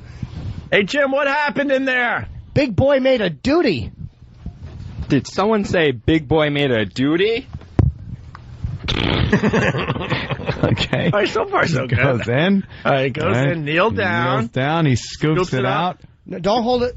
Is he standing up with the duty, or he could stay on his knees, I'm Eric, thinking? you can follow the duty. Now, Eric, the second he takes the duty... No, hold on. Can I jump in? There's a problem here. Because there's too much that could go wrong. Yes. Jared, you got to stay on your knees. You're just scooping it up and holding it and presenting it to the camera. You're not carrying it. Jared, all right, take two. Let's. Jared, stay kneeling in front of the toilet. Never let the hand move away from the toilet, so any drippings go back in the toilet. Right. You are never to stand up. You kneel, you hold, you address the duty. Hold it up high. Hold it Yeah. up high. You're proud of it. All right, here we go. Keep it over the toilet. All right, let's try this again, Jimmy. Places, everyone. People, places. All right, we got to be quiet. Check lighting. All right, lighting tone. All right, here we go. And action. Hey, Jimmy, what happened in there? Big boy made a duty. Did someone say Big Boy made a duty? All right, so far so good. He walks in. He kneels in front of the toilet. All right. He scoops the duty. Now, right? Turn toward That's camera. how high you hold it. Keep it over the toilet. All right. Keep the duty over the toilet, Over the sir. toilet. Sir, duty over the toilet. Boy. Why is your hand moving? All right, listen. Go ahead, hold on, let me do his line. Big Boy sure did make a duty. And now? Bye-bye. And then like pause, drop, bye-bye. I'll put a little hat on it. I want the little hat on it, but I was overruled with the little hat on the little dude. hat's fantastic. Yeah, I think a he can't even keep his hand over the toilet. I would People are say- suggesting we need music for this production. We could do it in post. All right, we'll do a little post. Does he say bye-bye before or after he drops it? You know, as he drops it, he goes, bye-bye. Bye-bye. And then it falls, yeah. You got to keep your hand over that toilet. You keep moving away, and it's going toward the sink side. I don't know, a lot of people want him to put a duty duty hat on the duty? Yes. Like, are we being overruled here? I don't know. I think the smaller duty hat even. Yeah, if you're going to do the... Use the tiny, teeny duty hat. That hat. Let's see if you can pull this off. Let's see if we got the teeny duty hat. All right, let's take it from You Sure Did. We'll take it from your line. Is that duty hat too big Take the duty hat. Take the other duty hat. God, there's only 80 people in the Pal Talk room. What's wrong with that? Missing this gold? Yeah. Come on. It's on duty cam. All right, scoop. Now you scoop. Now keep it over the toilet. And turn to the camera. Your line. Turn to the camera. Big boy sure did make a duty. Place the hat on. The duty that you got in your hand. Go ahead, place the hat. Uh-huh. You're going to place Placing the hat. And then... And then when the hat is in place, you go with bye-bye. Don't go bye-bye, go bye-bye. Bye. The way you would address duty in real life. Yeah, and then you drop it and flush. And then Sam will go in for the close-up as it flushes away. Right. All right? Sam's camera technique is crucial here, and the utmost fit. Why do you need the microphone? Do you need that? I want everybody to hear what's going on. You want to go for a take? Well, we're only going to get one take. Let's try it a couple more times. Couple more times. Let's rehearse now. All right, we're rehearsing. All right, and E-Rock, make sure you got him in the frame saying, delivering his duty lines, not just his hand with the duty. That's going to be tough. Then he's got to move the camera. Yeah. All right, E-Rock, why don't you move the Pal Talk camera so the edge of the bowl is at the bottom of the shot? Right. Lift it. Lift up. Lift up. Up. Up. Good. Right there. All right, let's... No, too far. Right there means we're stop. Getting a delay. That's okay. Down a little. Oh, I'm sorry. Down a little.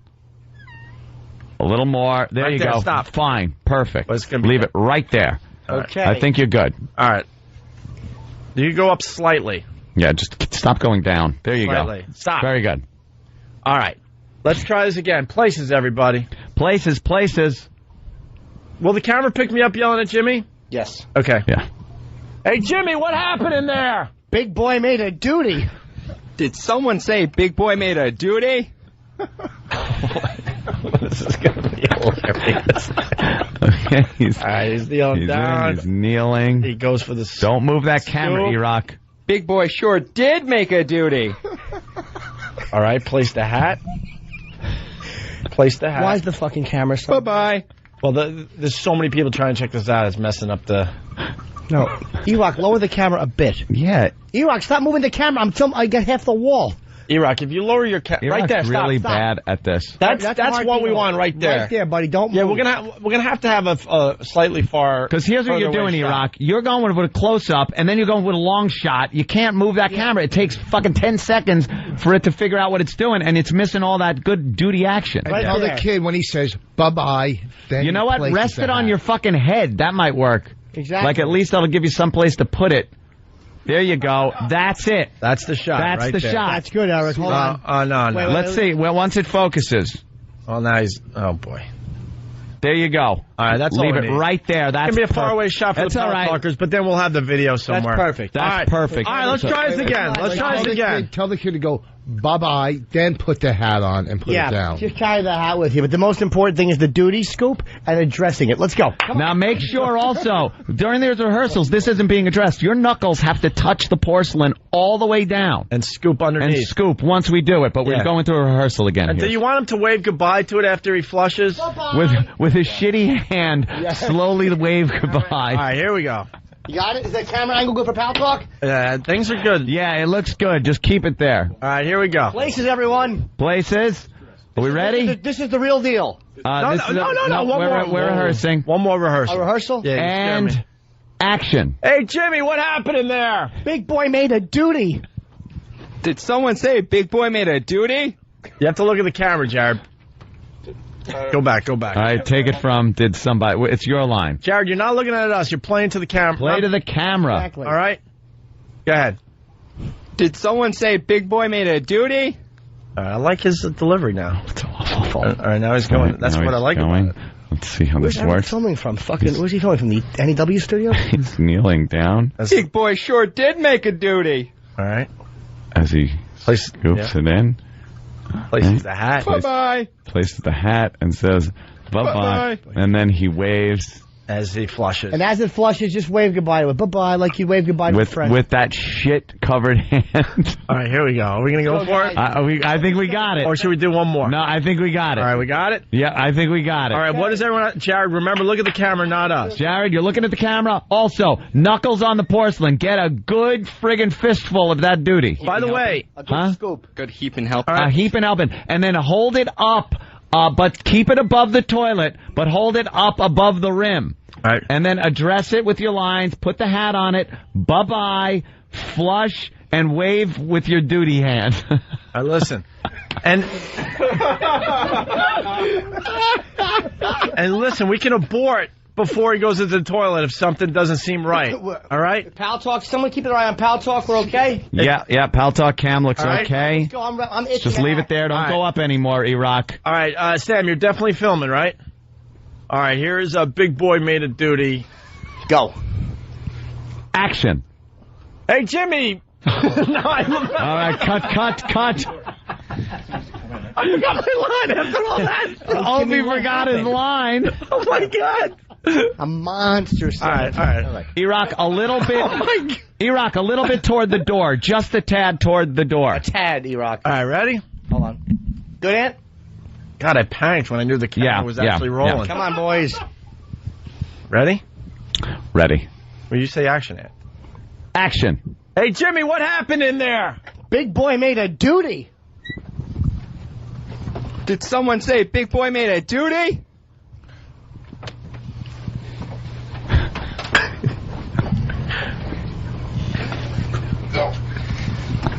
Big boy sure did make a duty. Bye-bye. Bye-bye.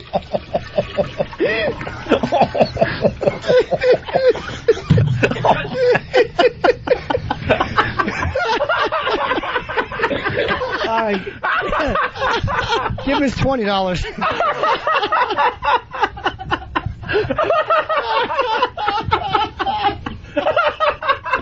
Oh, shit. Oh, my God.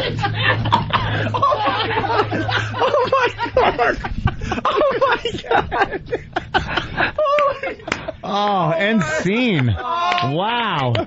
That's a wrap, people. Bravo. Jared. Watch that hand. Oh, my God. That is a pretty damn good take right there. Oh, is that horrific? Oh, my God. All right, let me see the picture, Danny. We got some stills from it. Did he get the duty good? Oh, my God. Did he scoop it up right? Did he scoop up a lot of duty? Oh, God damn, he did. Let me see. How much duty? Let me see. Oh, my God. Oh, did he scoop up some duty? He's washing his hands now. But he's handling it like a professional. Yeah. Oh, look at that mess he left. All right, let's that's a murder scene.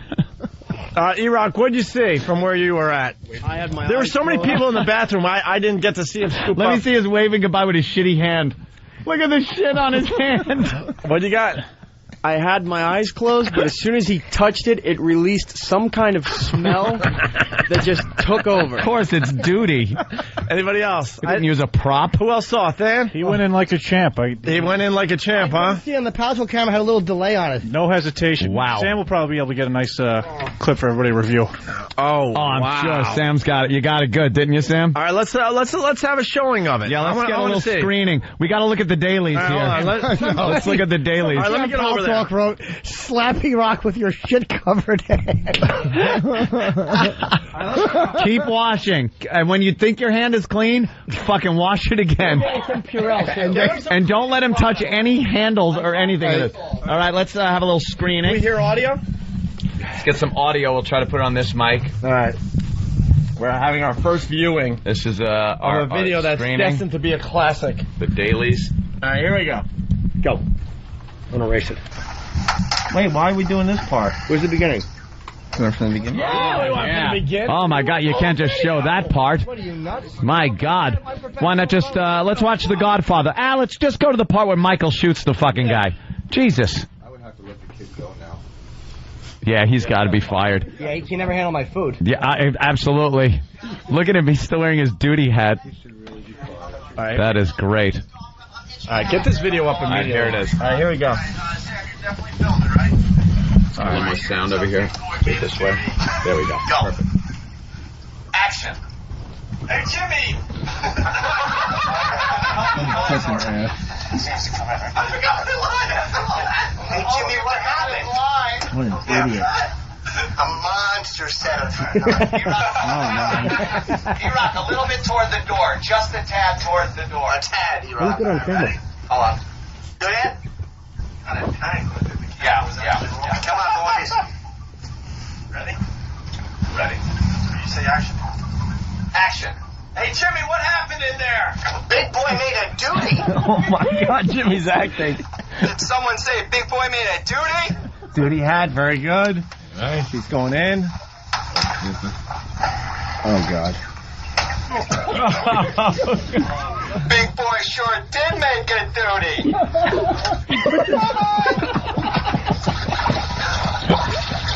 Where's the duty? Oh, my God. Oh, is that fucking repulsive? That is one of the most horrific things I've ever seen someone do. Oh, my God. He could have scooped more, but, and he could have placed the hat a little better, but he was, he was good. We don't want to get too picky. I mean, hat placement on liquidy shit? That, yeah. Don't tell him where the after party is. Wow, that is great. He scooped up duty. He certainly did scoop up duty. Hey, let's go to Vinny in Missouri. Vinny! Hey, Vin. Hey, Vinny. Hey, you guys, this has definitely got to be Pot Talk Monday because you have to be high to think this was a good idea. No one turned their radios off today, though, huh? Absolutely not. Somebody made a stew duty, and somebody picked it up. Hey, can I point out the obvious? Yeah. CBS has no problem with this, but they have a problem with a girl flashing. No, we never asked. What? We never asked. Oh, I'm sure they were listening. And if we asked, there probably would have been a problem. Exactly. Oh, my That's hysterical. What do you think? Jimmy's got a great test. He was tested for all kinds of diseases. I'm negative on everything. Yeah. He's got paperwork that proves. He could have licked his fingers after that and I would have got him an extra 100. Scot free. All right. Picking up duty is not a Jared? Yeah, what's up? So what do you got? Smell your hand. Yeah, is it gone? Almost.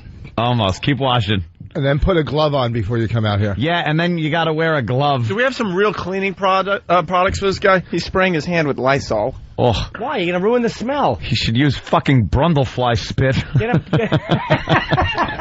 Spray your hand with AZT. Get him some Purell. A lot of people pointing out that he sounded like Brian Regan when he was delivering his lines. He's not a good actor. Here's what I like. Now, people that are waiting for the video to look at, here are the highlights. Jimmy's little move he does when he delivers his line is classic. Classic Jimmy. Classic physical comedy that Jimmy is delivering. He does this little righty with his hands. It's a little hop skip. It's a little hop skip and his little fists move. It's the hop skip of one who has duty. It's perfect. And then the horrific acting of Jared as he walks in, not knowing to look at the camera or Opie. He's looking around all stupidly, delivers his dumb line, goes in and scoops up duty. And then gets the, bye-bye part a little wrong. He waves wrong. Yeah, you waved wrong, but you did wave with your duty hand. But all considered, you did a great job. You know what? Someone came up with a great idea. What? We debut it at the Mansfield show. Oh, I agree. Oh, wow. Now, there'll be a lot of people there'll be people that hadn't seen it. We got to put this online first. Yeah, we'll put it online. It's got to get a following. And this will definitely be shown in front of about 10,000 people up there in Boston when we do the next O&A Child and Virus comedy show. So you're saying basically that we should put it online, but the real, the premiere. Yeah. This will be like a pre-release, kind of limited release. Yeah. And then the big premiere will be at the virus show. Oh, yeah. Send me a copy of that immediately. Is Duty going to walk the red carpet? It looked like we should carry some duty in a big piece of white porcelain or something. Because it looked like, picture stew ice cream. Yeah. Like ice cream made of stew with little dark spots and flecks of blood. You know what? I predict the crowd going wild when that clip is on during the virus show in Mansfield. We'll do Baby Bird and then go, you thought you'd seen it all? Well, here's something we're going to debut a brand new one. And people are going to know and start cheering beforehand, and the second the duty clip starts playing, pandemonium. I wouldn't say it's... I just want to hear chants of Big Boy Made a Duty. Big Boy Made a Duty. Oh, yeah. You know what I think, too? Before you put this on YouTube, you should have, like, coming soon to YouTube, like a day or two. Big Boy Made a Duty. Oh, Big Boy maybe. Makes a Duty. Have it, check back here. Yeah. I mean, I don't think just throw it on now. You gotta. You're right. You gotta let these people. Yeah. By the maybe way, with one pixelated still. That way you don't see any action. Let's get it up there and get it viral immediately. Immediately. I want to sell duty hats now. You'll be able to sell duty hats. Opie's brother's working on duty shirts right now. It's unbelievable. Big Boy Made a Duty shirt. Going to be available. By the way, what do you think of the Laurel and Hardy music behind it? I love it. That would be good because you made a classic comedy physical move, and his lines were so bad. He's wearing the duty hat. I like it. Try a couple of different types of music with it. I trust whoever's going to do post. I'm going to go with this. Laurel and Hardy. Who's doing post? And I think we need Sam? I think the video has to start with a graphic that says something like people will do anything for $300 or something like that. Mm-hmm. Did we give them the money? You know what? I wouldn't let people know he did it for money. Did someone? This could be very hold good. on, Jimmy. Let me hear because we're doing a little post production right now. Music starts. Hey, Jimmy, what happened in there? Big Boy Made a Duty. Did someone have a duty? Did sometime. We're expecting him to be Laurence Olivier, and he's just an intern that was stupid enough to do this for us. Yes. He doesn't know. Jared, take your $300. How is your hand smelling? He's spraying it with Lysol. Jared, what was the word? Lysol. Get him Purell. Yeah, get him Purell. By the way, I say Pat Duffy who? Pat what who? That's right. Pat Dummy, I call him. Right. Pat, he's been... now, if he's been trumped. If he combines the two, Baby Bird and Big Boy Made a Duty, well, that'll just top everything. Yes, especially the arrest. You can't have any shit eating. Yeah, you can't. Scooping up shit is one thing. Eating it is a different realm. Jared, what was the best part for you? Or the worst part, I guess. Talk to Jared. Jared, let's do the post. Jared, what did it, going into it now, before you scooped it up, any reservations? What were you thinking if you would go through with this, if maybe you'd freeze when the moment came? I knew I had to do it when they came out with the huge hat. Right. Okay, the hat was the point where you knew, hey, they went through the trouble of making a big duty hat. Yeah. I gotta do this. So you walk in. During the rehearsals, you looked at it. Could you imagine putting your hand in something so disgusting? Oh, no, I thought I was going to throw up. Right. How did it feel? What was the consistency? That's what I want to know. Now, you go in. We know this is for the camera. The action starts. Now, you go in. You deliver your line. I noticed you were a little more nervous doing the live one than you were the rehearsal line. Well, yeah. You screwed up a little bit, but okay. What do you do to get in a character, too? You got to, Yeah, that's tough. What was the temperature of the water? It's cool. So now you kneel in, and you just went right for it. You put your hand in. Using all of your knowledge of comparison throughout all of your years, what did it feel like? Try to let the audience know what it felt like in a term we can understand. Corn and pudding. Corn and pudding. What a great way to say it. Corn. Like corn on the cob? Corn and pudding. So that's what it felt like. And were you smelling it? I was just trying to put myself in a place away. You're method acting. Yeah. All right. How did you develop a relationship with the duty? We became quite good friends. Good friends for that moment. Now you placed the hat on the duty, and you said bye-bye. As it left your hand, what thickness? What did it feel like pouring off of your hand? I don't remember. I kind of am trying to black it out. Yeah, it's not remember much. And then after flushing, knowing it was done, and looking at the duty on your hand, cleaning it off, is that very important to you? Oh, absolutely. Yeah. Coming soon, though. Yeah. Someone wears a duty hat, a real duty hat. Oh, a real duty hat. Are you thinking about? We're already thinking about the sequel. Yeah. Yeah. There's got to be a sequel. He has to be brought on stage, by the way, to be acknowledged and applauded. Oh, yeah. At PNC or somewhere else. And I also think we have to bring out Pat Duffy. I don't think we've given these guys enough adoration publicly. Because the videos just get Because the videos raised. are massive, so they should be introduced and take a bow, because the fans would go crazy for them. By the way, you're listening to the commentary for the DVD as we speak. Yeah, this is the commentary. Could you smell your hand now? Please. Let us know if it's gone. Really smell it. The tips. Because the fingertips were really touching a lot of it. Is it still... Yeah. Wow. What's it smell like, Jared? Can we get Pat Duffy? Is Pat Duffy here today? Where's an intern that might smell his fingers? To just see maybe if it's just you and it's in your nose. Touch him. Let's get an intern. By the way, look at the picture of Jimmy. All right. Look at the picture of Jimmy that. I know. There it is. And just smell his fingertips. Swing. Don't touch his face. Just get real close and smell. It's not as bad. It's not, but can you smell some shit? No. No, it's not that bad? Okay. That bad. All right, maybe it's just in your nostril. Right, if that nose can't smell it, no nose can. Wow. That is true. Oh, my God. The pictures. Adrian Brody. E-Rock is oh, there are the editing the pictures. Oh, my God. He even used both hands to cup the duty. That was more of a duty cupping. Did you use two hands? Look at that. The other hand's right there. He's The other hand's gently right handling there. the duty. It's like he's delivering a baby. He's protective of the duty. He was afraid somebody would try to scoop his duty, and he would be protected. It looks fuck. It looks like a pulled pork sandwich. Look at the mess that's left when he dumps it out. God. There is so much smeared along the side.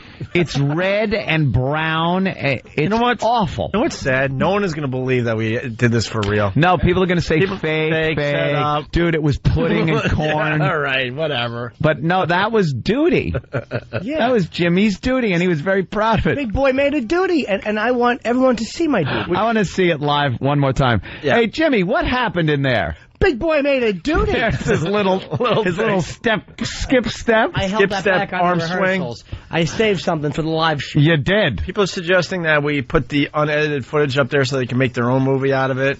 Oh, okay. Let's start with our version, and then we could put some raw footage up there for everybody. Coming up next, I say that we have to sometime next week get someone to wear a hat of duty. A duty hat. Or... Hey, Take the Wig. It says, you guys missed a good one from Voss. Ann asked him what it smelled like, and Voss said, my career. Oh, it's funny. Voss.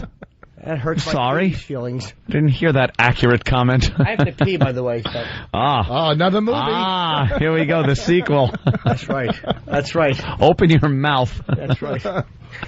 The sequel is called Yimmy Makes a Wee Wee. We need a wee wee hat. And he's got to wear a Maid of the Mist hat. Wearing a raincoat. Yimmy Makes a Wee Wee. Coming soon. Yimmy. This fall. Oh, God. I think all right, that was mature radio. I think you should get Pablo to do the intro on this. Yibby. Oh. And Ben Kingsley. Can I jump in there? Ben Kingsley passed on this program? I don't get it. Well, go screw. I don't get it. What are you doing, Fan? Yimmy has to make a wee wee. Oh, his hand's still all wet and fucking dripping with... Smells like Lysol in here. It's annoying. Jared, you grab your $300? All right. Hold on. Yeah. That's good. How often do you make $300? Like a week, a month? What is it? Do you work? Last week. Last summer you get on mic there while Jimmy makes Yimmy makes a wee wee. Last summer I made a lot of money. You made a lot of money last summer. Doing what? I was working for a general. Get on that mic. Get right on it. I was working for a general contractor doing labor work. Labor work? So you'd go around with the wheelbarrow and pick up shit and stuff like that. Pick up shit. Well, kind of what you did here. And you were making what? $9 an hour? No. 15? A little more. Wow. Really got ripped off when I was in the trades. So you made a lot of money. Yeah. So now what do you make? I'm making $7.75 an hour. That's rough. So 300. 300's pretty good. All right.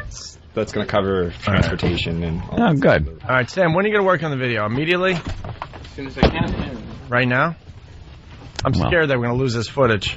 How about this? Get it up there. Let's make a copy right now so we have a copy. Yeah. I'll take the camera. Get it up. The tape out now.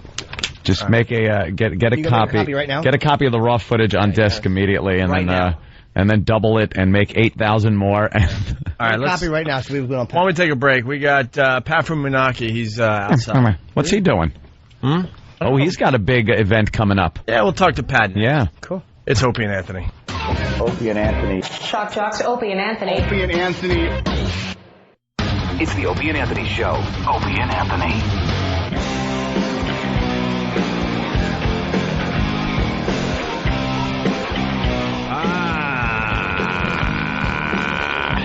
It's Opie and Anthony. Rich Voss. Old Jimmy Norton. We're just having fun, huh? Oh my! Did we really just do that for the last hour? Yeah. Yeah, we did, huh? Bravo. Right. The video should be up later on this afternoon. Is that how it works? I know the pictures are up on our website, opieandanthony.com.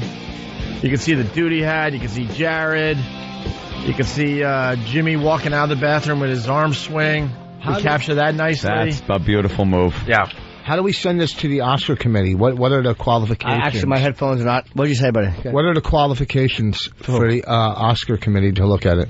The Academy, you mean? The Oscar committee? Whatever, the Academy. Didn't you write for the Oscars once? Yeah. And you did say Oscar. That's I heard. I did, Jimmy. I said Oscar. Don't listen. Yeah, she said Oscar the first time. That's why I asked you to repeat. I heard you. My headphones. Wait, there was something else you said wrong too. God damn it. Oops. What did he say wrong off the Everything. Don't recall. It happens too much. That guy at Morton's, me and my girlfriend were there, and he comes over and he goes, oh, dude, I'm a big O&A fan. My favorite moment is when Voss, and he just gave some fucking flub that you made about a hysterectomy. Oh, yeah. God damn, I don't remember it. Nah. We just said it the other day. I know. I can't remember. What I said, he's the best actor or something coming out. We're on 4 different conversations here. What would you call it if a woman had her insides taken out? Hysterectomy. Okay, I just or hysterectomal or what did I say? Hysterectomy. Hysterectomy is wrong. It's a what? It's hysterectomy. No, that's wrong. What's it called? Hysterectomal. You were right. Oh, whatever.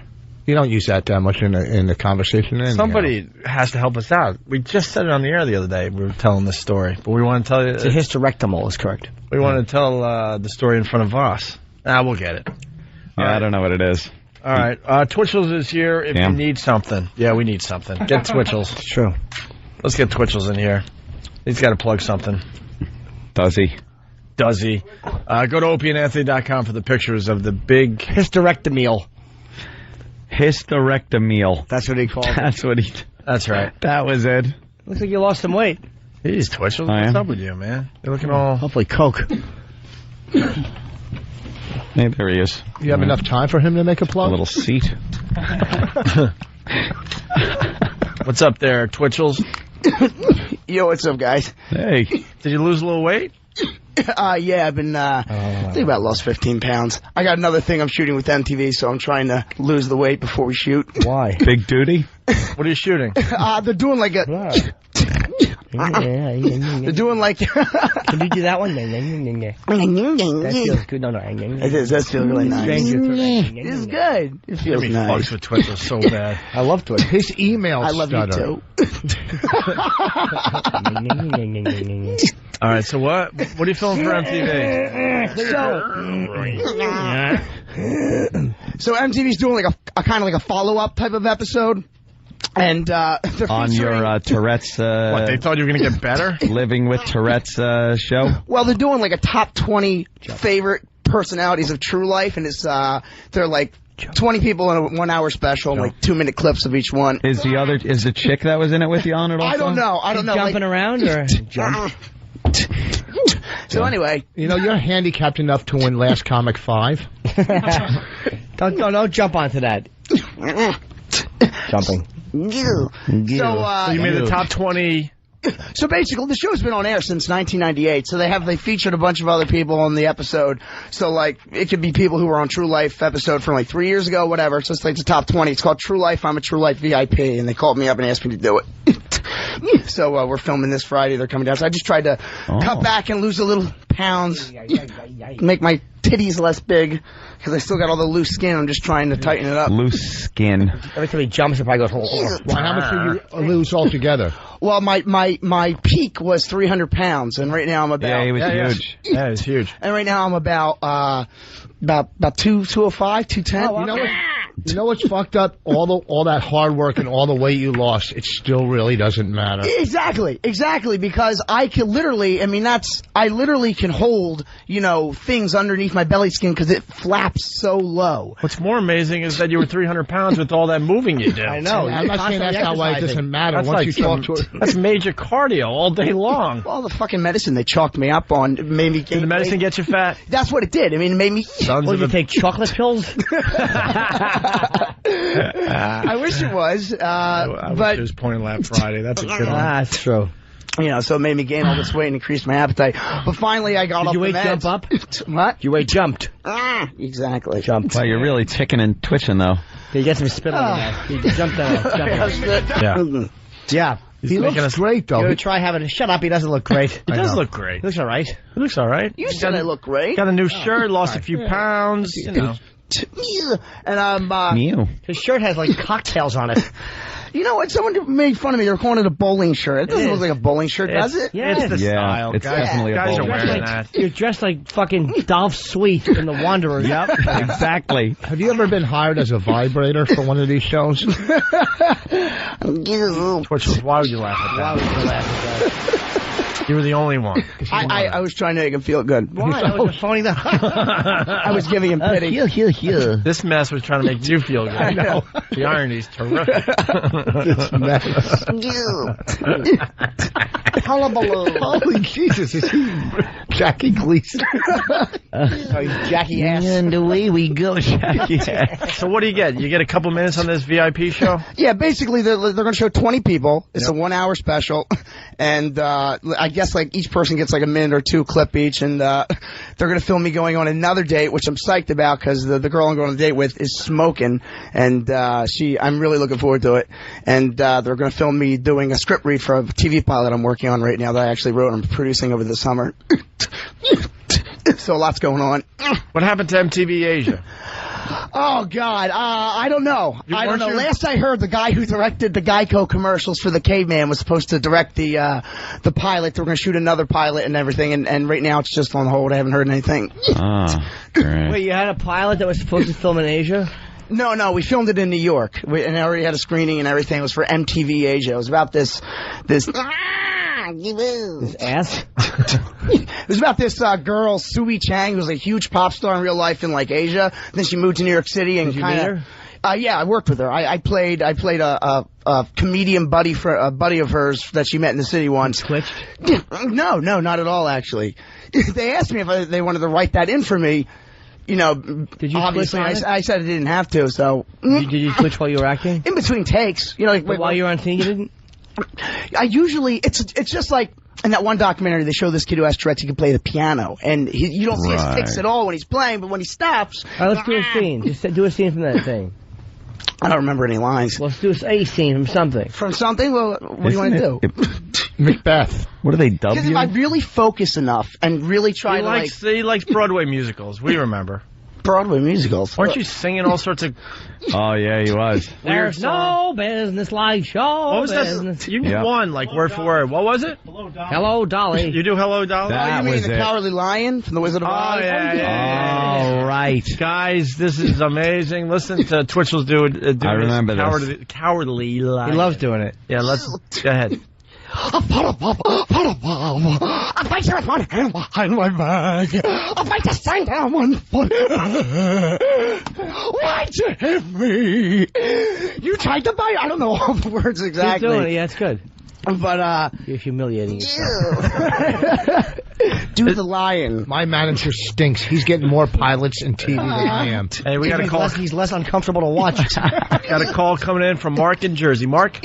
Hey, what's going on, guys? Love you guys. Love the show. Nice. Hey, think you should ask Twitchell's where he's working these days.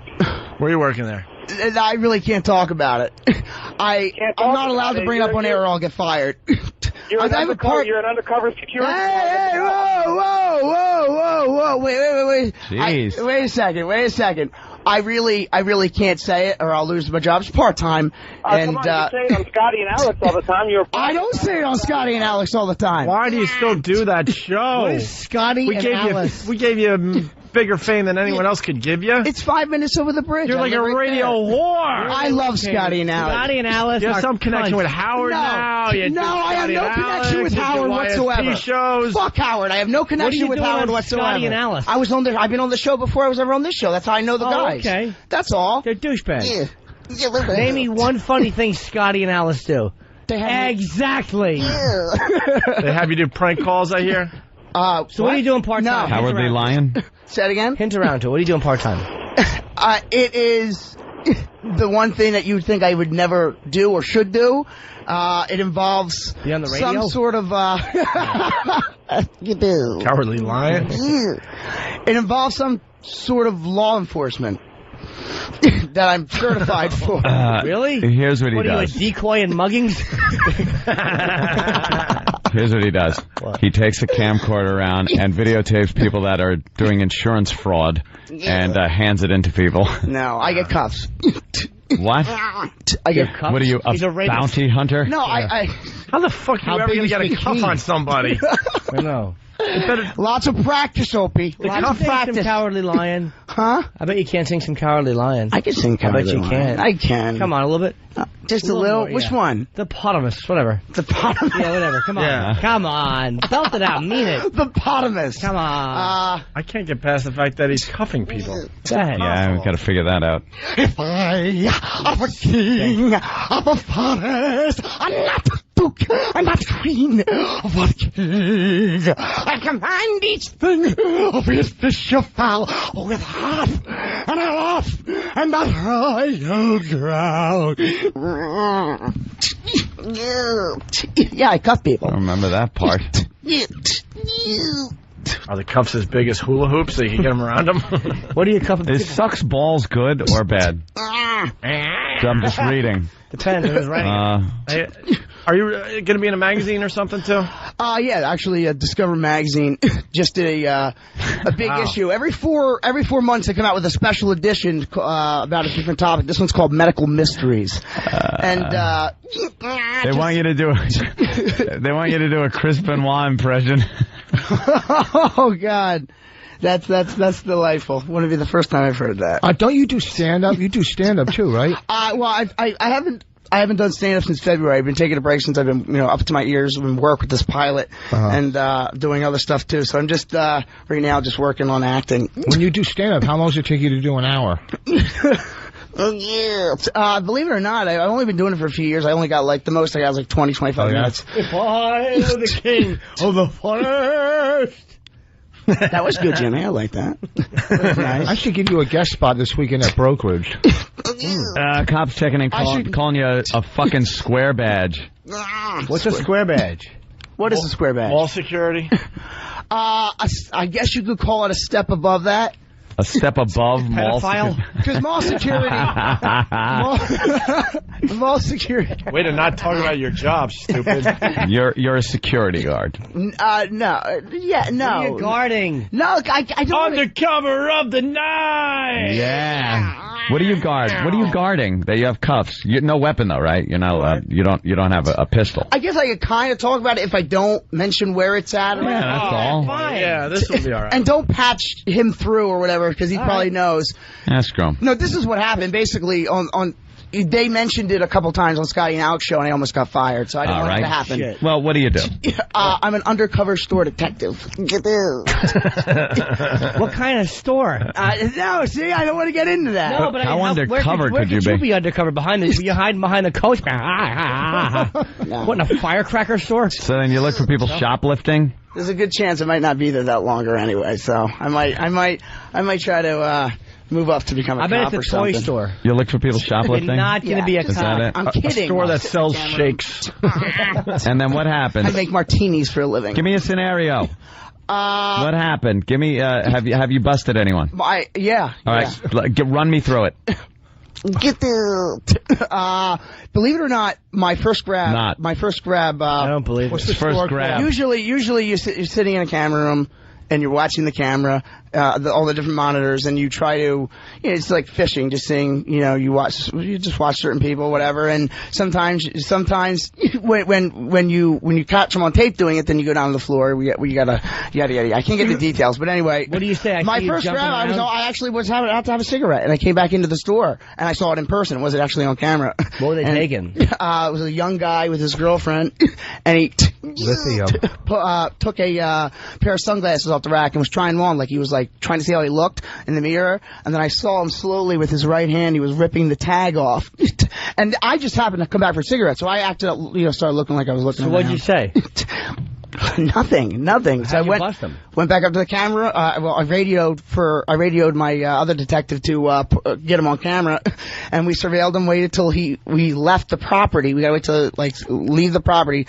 Then we apprehended him and brought him in, processed him. Why would he go? You're not a police officer. No, I'm not a cop. No. So it's a retail store, obviously, and he walked. Well, you have to wait till they leave the door or the property? What do you mean? Well, can you bust them when they walk outside the store? Yes. But they don't have to leave the property. The property could be the parking lot too. Yeah. I bust people in the parking lot.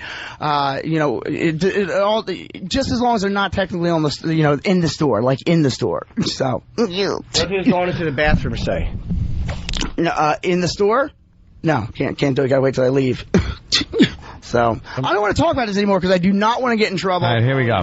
What if someone goes into a dressing room, right? They go into a dressing room. Right. They put clothes on under their clothes. Right. And they walk out. I really can't get into details how we figure that out. Don't you have to see them actually taking stuff? No. You can get into we got to check the dressing room, make sure the dressing room is clear. We have on camera what they're going with, and if they leave without it and we go to the dressing room and it's not in the actual dressing room, then that gives us the reason to do the bust. So that's pretty much it. You're saying you don't watch when you get dressed? Huh? No, I don't watch. You're saying in your story that there's cams in the dressing room? Yeah. No, there's no cameras in the dressing room. We'll jerk off and tape it and watch and laugh. Absolutely. And each other's right. Yeah. Absolutely. Wow. While I sing the Cowardly Lion. Do they have clothes? If I only had a brain. No, that's Scarecrow. Do you have a badge? Sorry. Do you have a badge? Yes. What do you say when you approach? Do you have it in your wallet? No. Let me see your badge. No. You guys are not. I don't want to talk about the badge anymore. I just want to see the badge. Let me see the badge. We have to show the badge. I don't know if I have it on me. I might have it. I won't. Of course you have the badge on. No, I have my. You're proud of this gig. No, I don't have it on me. He is proud of it. How do you not I have my New Jersey State ID. That's all I have. What do you say when you approach them? Excuse me. I'm Louis Twitchell Santani.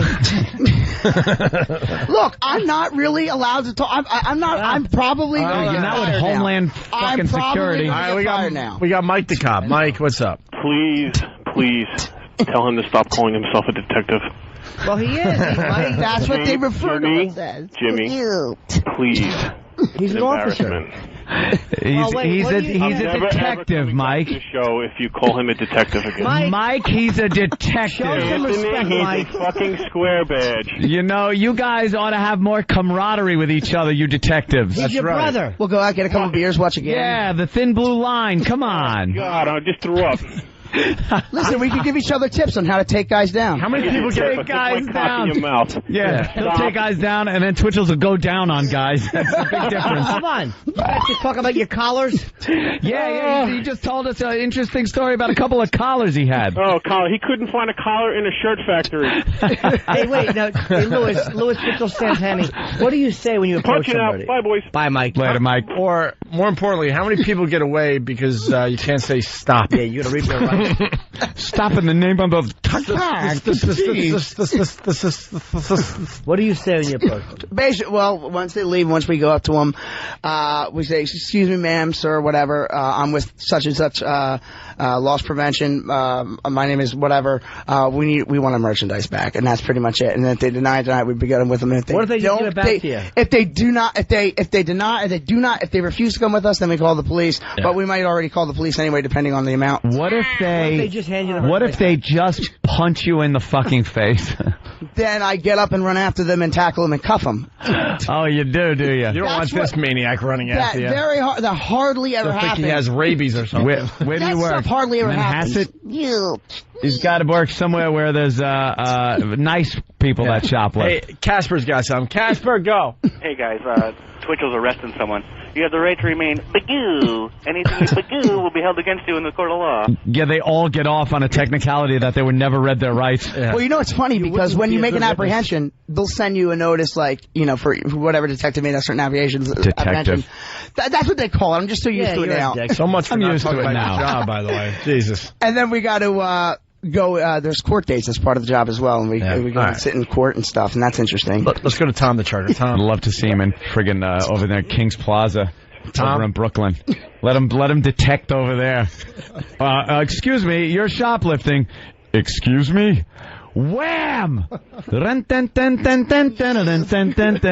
come out of your coma. I want to know what do you do if they just hand the merchandise back when you say we want our merchandise? I can't do that. Would you let them go? They had an old lady once that stole like late 70s, and they apprehended her anyway. And the reason why she did it was she had the doctor said she had 3 months left to live, and the last thing she wanted to do was steal, I guess, for the excitement. And her daughter had to come back, I believe, to pay it was her daughter or something like that had to come back to pay the fine because at that point she already died. Was she smuggling a ham in her cunt? What was she taking? So it doesn't matter. I mean, you steal, you're going down. You do. Oh, you're going down. You're going down, man. Detective Santani is on your ass. We got to go in here. Tom the my Trucker. own sirens. Tom, go. Hey, boys, what's happening? Hey. Love the show. Hey, why don't you get Twitchell's to do a little David Crusoe bad one-liners? Yeah. All right. Yeah, he could do that. Twitchell's, did you learn how to profile too? Yeah, do you look and kind of know who's going to be shoplifting? Yeah, you know, believe it or not, I'm actually starting to get the hang of it. But I got to be. Let me just set the record straight. I am never ever going to have a career in law enforcement. This isn't even. I don't want to say it's.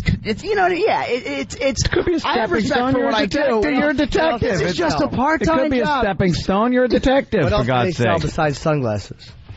I don't want. What else they sell? Look, I don't want to get into this. You won't get in trouble for saying things they sell. There's a million stores. I'm going to get fired. So what do you do? Would you tackle a guy if he was stealing a Slim Jim? Or a Slurpee? Is that where he They don't works? sell. No, There's a clue. of They course don't not. sell Slim Jims. I think he works like a Marshall's. Yeah, it's one of those. They don't sell food. TJ Maxx. No, it's something like that. Like a Woolworths Well, type they place. sell food. This place doesn't sell food. Sharper image.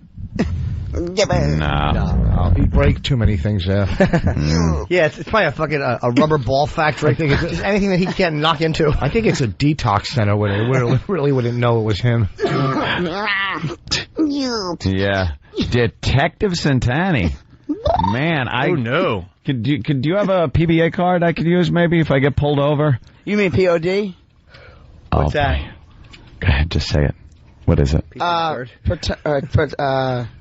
Wait. Pile of douche. I don't even know what it means. I have no idea. That card you get to get out of jail free card when you get pulled over or something. I don't know what that's called. POD. POD. Yeah, POD. Right. When you put up the yellow tape around the crime scene. This is not like a serious. What do they thing. sell at the place? Come on. I didn't even want to talk about If you don't this. tell us what they sell, we're going to have somebody call in and give out the name of the store. Oh, yeah, we could do that. Oh, wait, no. Whoa. Close. All right. The Gap. I'm not hot enough to work at the Gap. Banana Republic. No. Abercrombie and Twitch.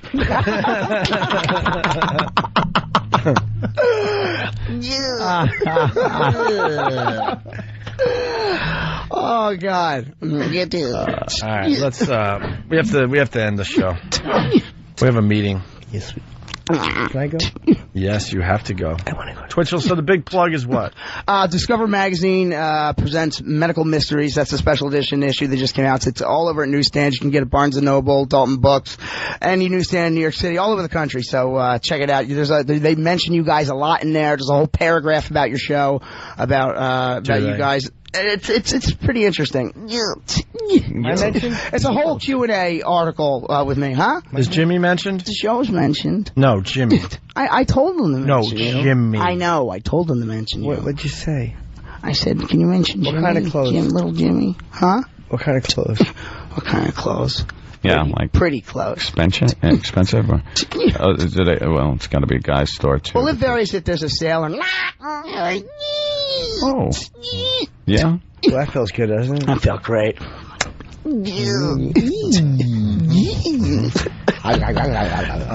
We're all over the article, huh?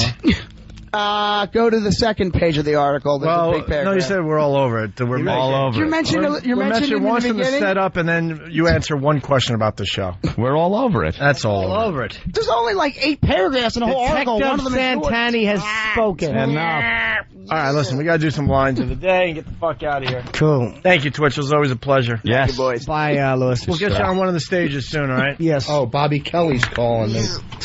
Really? Ah. Why doesn't he call the show? Now it's too late. Maybe tomorrow. We got a meeting. We really do have this meeting. Yep. All right, what do we want to tell the people? The next comedy show is going to be at Mansfield. Yes, it Make sure you get your tickets. Go to Virus Tour, one word, on MySpace for all the info.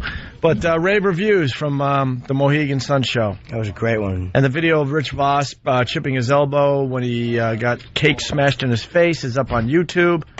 Happy birthday, Rich Voss is the search you want to do for that. Big Boy Duty.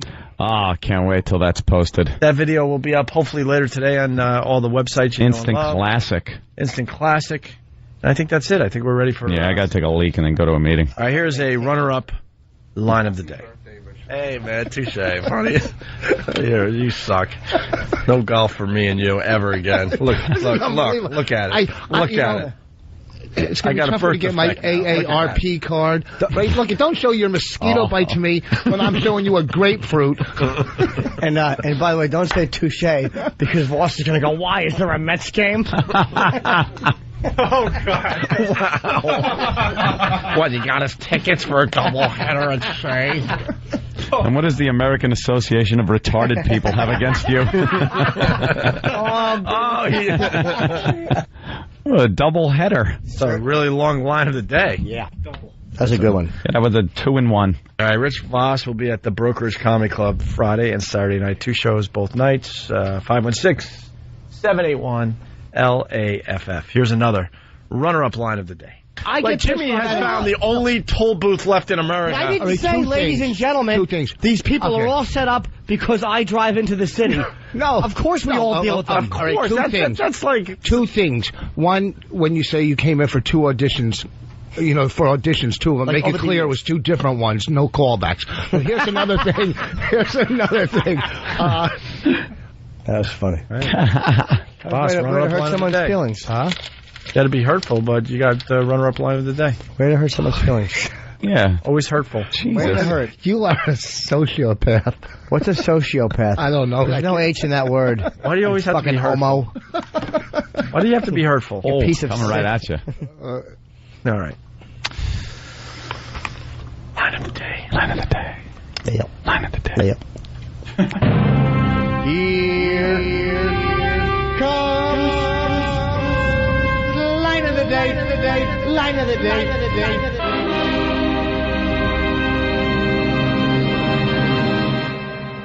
I'm just saying $200 is a lot of money. It is. Look at this. Look. Oh, fuck. There's $200. You got a little bit? God damn it. Uh-oh.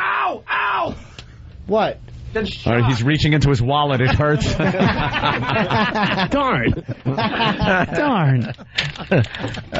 Like the darn. That was hurtful. There's today's show, everyone. There it is. There it is. Let me Another one in tinkle. the books.